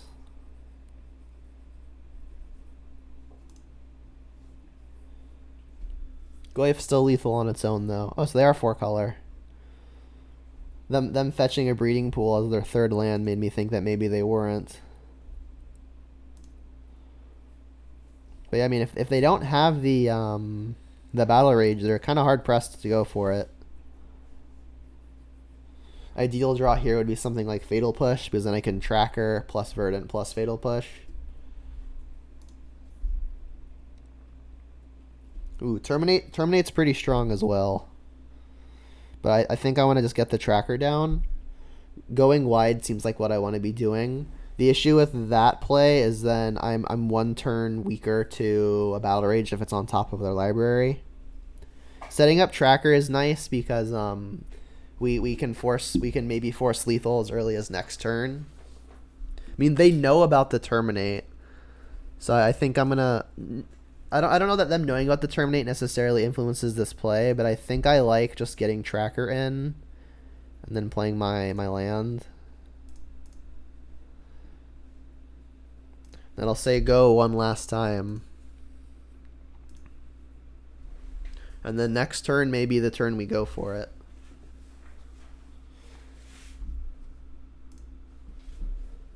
So I stopped on their upkeep here because I think it's actually correct to be fetching now. They know my last card is Terminate, so there's not really a value in holding up an extra mana. And if they're going to kill Tracker in response to a fetch, I'd rather them do it on their turn because it uses mana. Just escaping a Cling here. They have the potential of taking out a lot of types. I myself am adding Sorcery Land, Instant, Creature. Interesting that they didn't remove Baubles. Sorry, so while they're tapped out, this is probably a safe spot to just go ahead and do this. Again, they know my card is Terminate.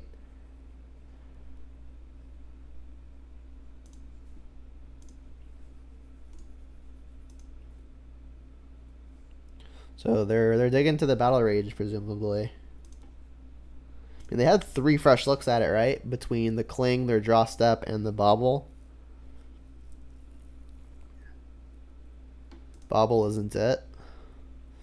Do I even have a way to defend versus a Battle Rage? Like, what if I just throw a Goyf in front of it? It's 18 minus 6 is 13. That doesn't actually change anything. I'd have to double block, but then I'm weak to a removal spell. And that even if the double block goes through, like if they Battle Rage me and my 2 things die, and I survive, any removal spell after the Battle Rage means that my Tracker isn't going to get in for lethal. Goyf, yep. My next turn is likely to just start on the removal spell and see if it gets countered. More removal would be good. There it is. Maybe I should have just upkeep terminated because then they're not getting the draw step immediately. So like, what would I want to get countered? I think I should just play the Terminate because I can sacrifice a clue if all else fails.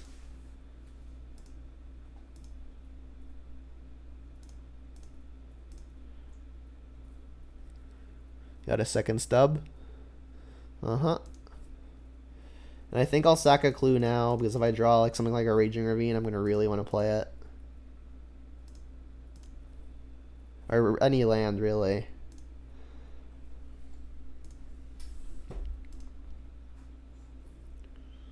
Alright, can you draw Battle Rage? Fatal Push is a nice one, because now we've got routes to 2 removal spells. And I'm assuming if they are playing the full red splash, which is really just 2 Battle Rages, there's probably 2 in the starting 60.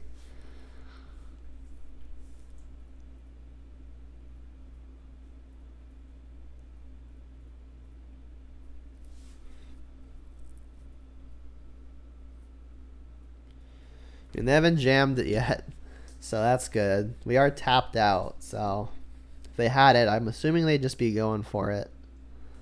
Redraw. They're not redrawing right now? Just no attack? I mean, do they plan on using all of their mana? Do they have like a Snapcaster in their hand? That would make some sense. Ooh, Bloodbraid. Bloodbraid's nice. But I think I should go for the kill on a creature. If I Bloodbraid and Alpha all, if they've got Stone Cold nothing, this just works. Not even counting the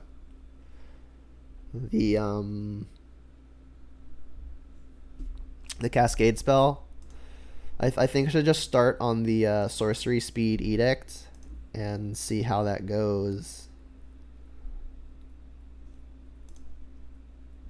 And if this resolves, I'm assuming Fatal Push is good to resolve. Alright, so they had 3rd Stubborn Denial. You got 4th Stubborn Denial?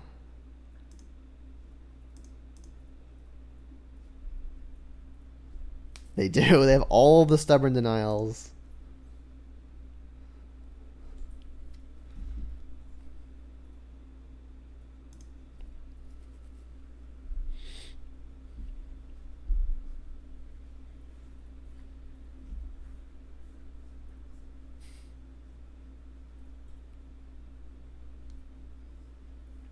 Request denied.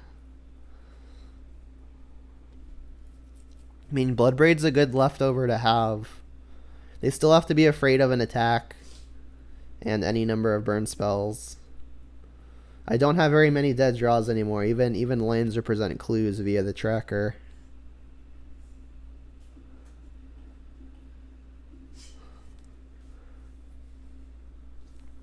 I'm assuming, however, the opponent also has lots of very good draws. Like they're probably playing some more Traverses, and I'm assuming like 1 copy of Lurrus. Lurrus would be very hard to beat at this juncture.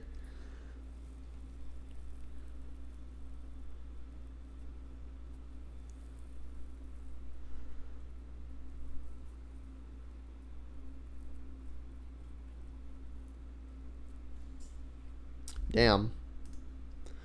You got the goods. And an attack. Well, I do have to block. They've got to fetch. And I'm dead to a Battle Rage anyway.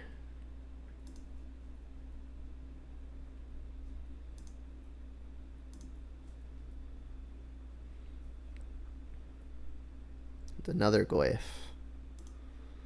Alright, this is scary. Gonna need something good. Alright, that works. I dedicate this lightning bolt to James. I remembered it goes to face.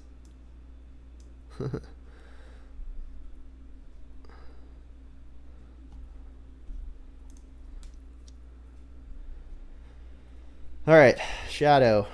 Bitter Blossom. Extra copy of Fatal Push. Nile Spellbomb's going to be pretty good. I don't think I want Ashiok on the draw. I do want the Cleansing Wildfires, because if they're playing basics, same reasoning as in round 2. I'm assuming they're only playing Swamp and or Forest.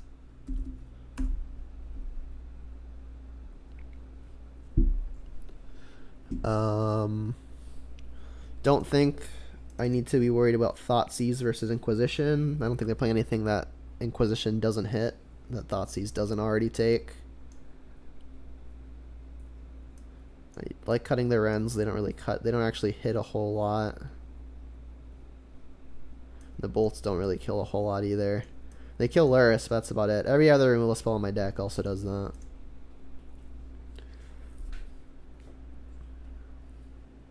So I think this is how I sideboarded last time too.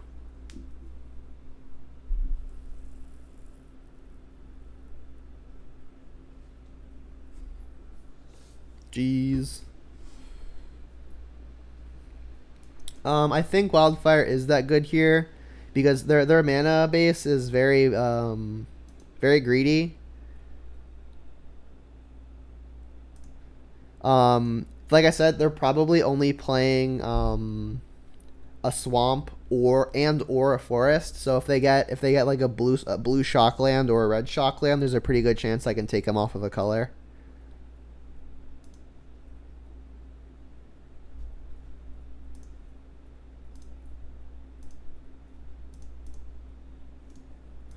I could be playing Peatland here and losing 1 life instead of shocking. And then, like, if they're just stubborning it, sure. Because then, like, if I'm not casting Fatal Push, and then I'm playing Peatland anyways on my second land, it's kind of like I'm gaining a life. Lands, please. All right, not a land, but I can play around Stubborn Denial this time. They obviously cared so much about the first one. Yeah, I don't know that it's going to be a Stone Rain. It's pretty unlikely to be a Stone Rain unless they're playing 1 basic and they've somehow drawn it. Shadow. Alright, I'll go for the push. If they Stubborn Denial it, in the ideal scenario, I just draw a land and can, you know what? The only way this push doesn't work was like their thing isn't ferocious, right? So like I could just untap and cast the Fatal Push. If they've got another Street Wraith and another Stubborn Denial, then it sucks. I should probably just try to make sure that every removal spell I have actually counts as a removal spell. That said, I'm just going to try to hit my land drops here and not get something force spiked when it doesn't have to be. Missed a land. Game 2 of last match, I had a nutty hand on the draws on the well, I guess I was on the draw and I missed it with a couple of redraws. The exact same scenario. All right, well, I guess I'll upkeep it. So if they are gonna try to Stubborn Denial it, they at least have to do it on their turn. What's up, Brady? Glad you can catch a live one. I appreciate your support. Alright, so yeah, definitely doing this upkeep.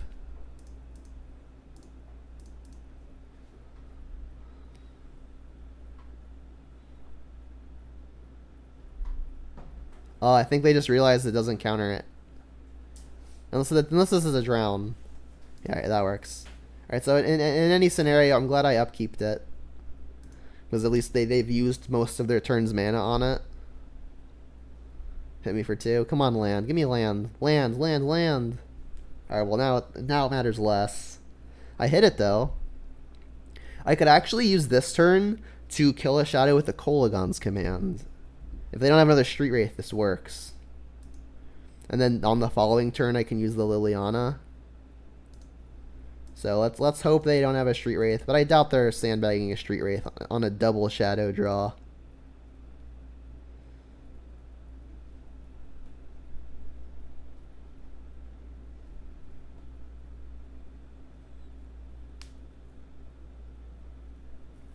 Cool. Discard a Blood Chief's Thirst, the new hot removal spell.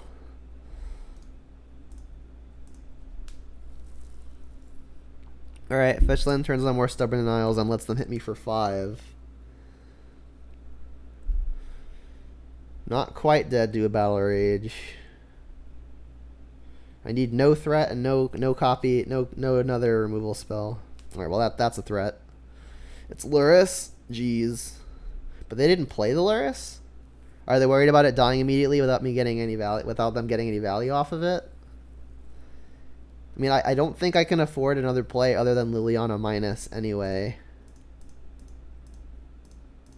Kind of unfortunate. Oh, and a Stubborn Denial. All right, you got me. All the stubs.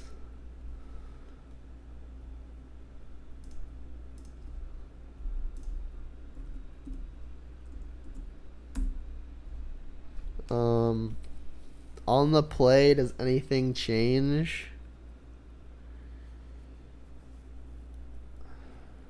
I mean, I could see Ashiok as a way to deal with the Luris value engine. It helps with their Delirium package, and they do play lots of fetches. I mean, Ashiok for sure gets better on the play as opposed to the draw. I think I'm going to actually cut the Kolagun's command. It costs a lot of mana to just get Stubborn Denial. Like, obviously, Ashiok also costs the same amount of mana. But I think the mode on this might be more relevant than killing something. I think the only real relevant mode on this is going to be return a creature from graveyard to hand.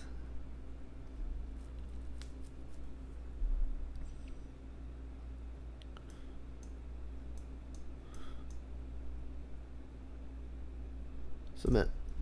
Alright, let's get that turn 2 Bitter Blossom. Let's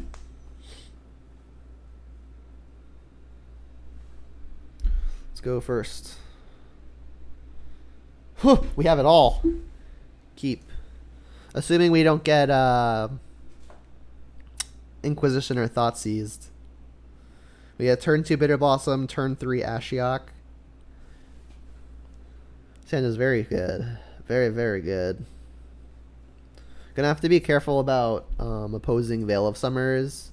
Luckily, this hand doesn't really play into one of those right now. Opponent also mulligan, so that's a little leg up.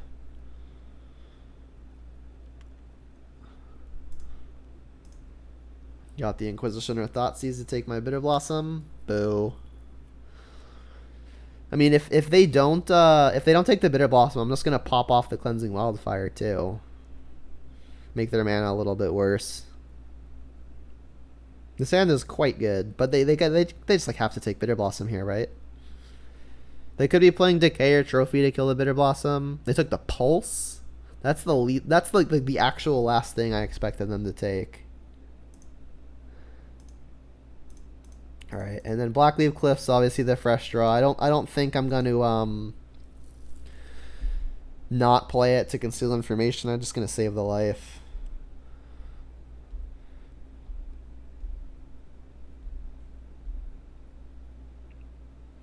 I mean, I guess Pulse means whatever threat they have, they probably have another one.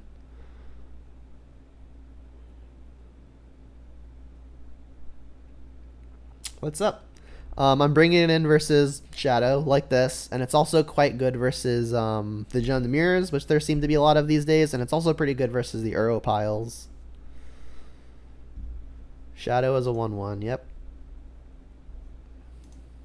Alright, so them taking the Pulse and not just going Shadow is a little funny to me, unless they're trying to force Spike and Ashiok.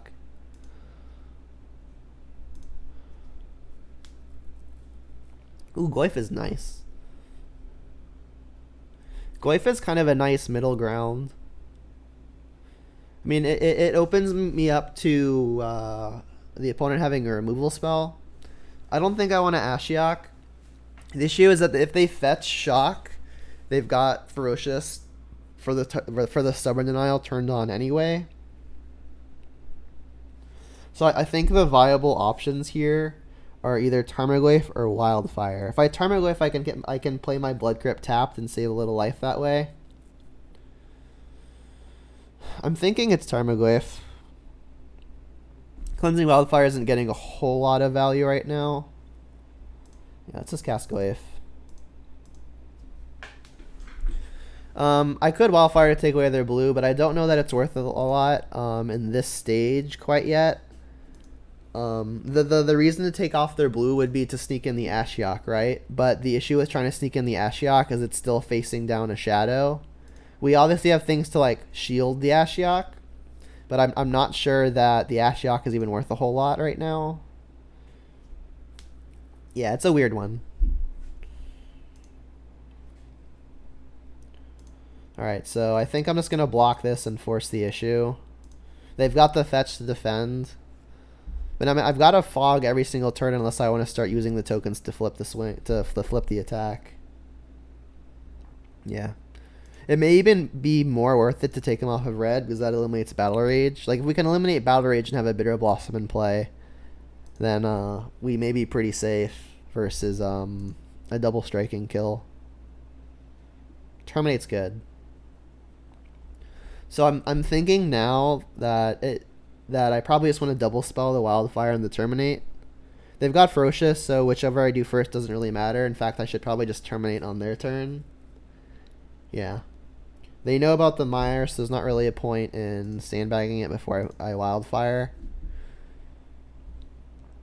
So I guess I really should just go after the Watery Grave then, right? Because then the Terminate's probably going to work no matter what. I think I'm going to be getting Overgrown Tomb. It's 3rd black and also 2nd green, which means any additional land animates Ravine.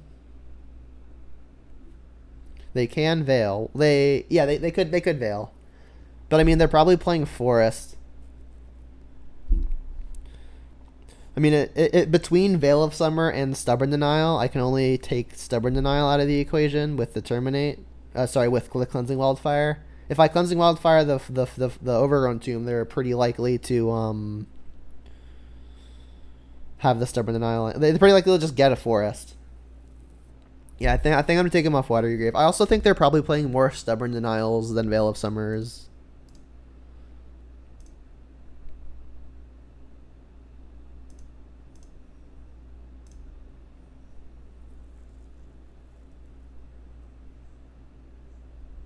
Floating black. Interesting.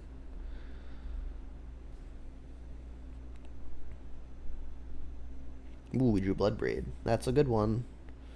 Alright, so I still think I should be upkeeping this. So at least if they do have it, they're using the mana on their turn. Oh, they have the trophy. Alright, well, they're not veiling now. Let's go for it.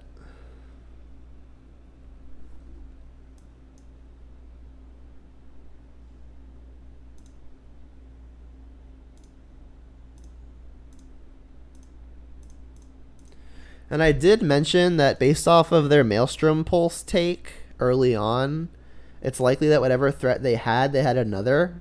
So I wouldn't at all be surprised if they had another Shadow, but then I don't know why they're using their mana the way that they are. They probably would have just played the other Shadow. Unless they have another 1-mana spell and they wanted to keep everything available. Alright, I'll get another Forest. We've got lots of red, lots of black.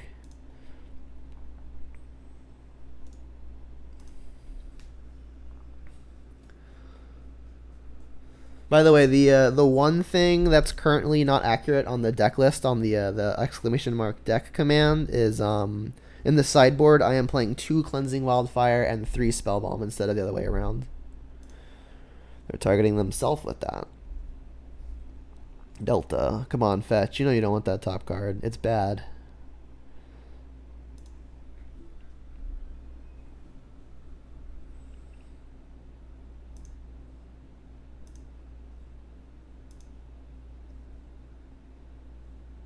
Ooh, Goyf is nice. I think what's going to happen here is I'm going to Ashiok plus Goyf. Not just because it uses my mana most efficiently, but because they've got Delirium, and I really want to make sure that Traverses aren't turned on. And also things like Kolagon's Command can be problematic. And so Bitter Blossom making Tarmogoyf pretty thick. I mean, it's possible that Bloodbraid is just the better play, because we've also got a Ravine in play, and we can really get the pressure down. But I mean, I like this play as well. I think either is defensible. I feel like more goes wrong if they have drawn removal and they can kill our thing and then untap and draw a threat.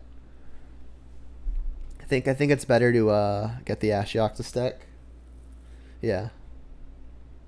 Alright, so we are going to minus targeting them. They can veil this, but that's less problematic. Alright, and then I'll attack for 1. I'll attack before playing the thing so they don't have information.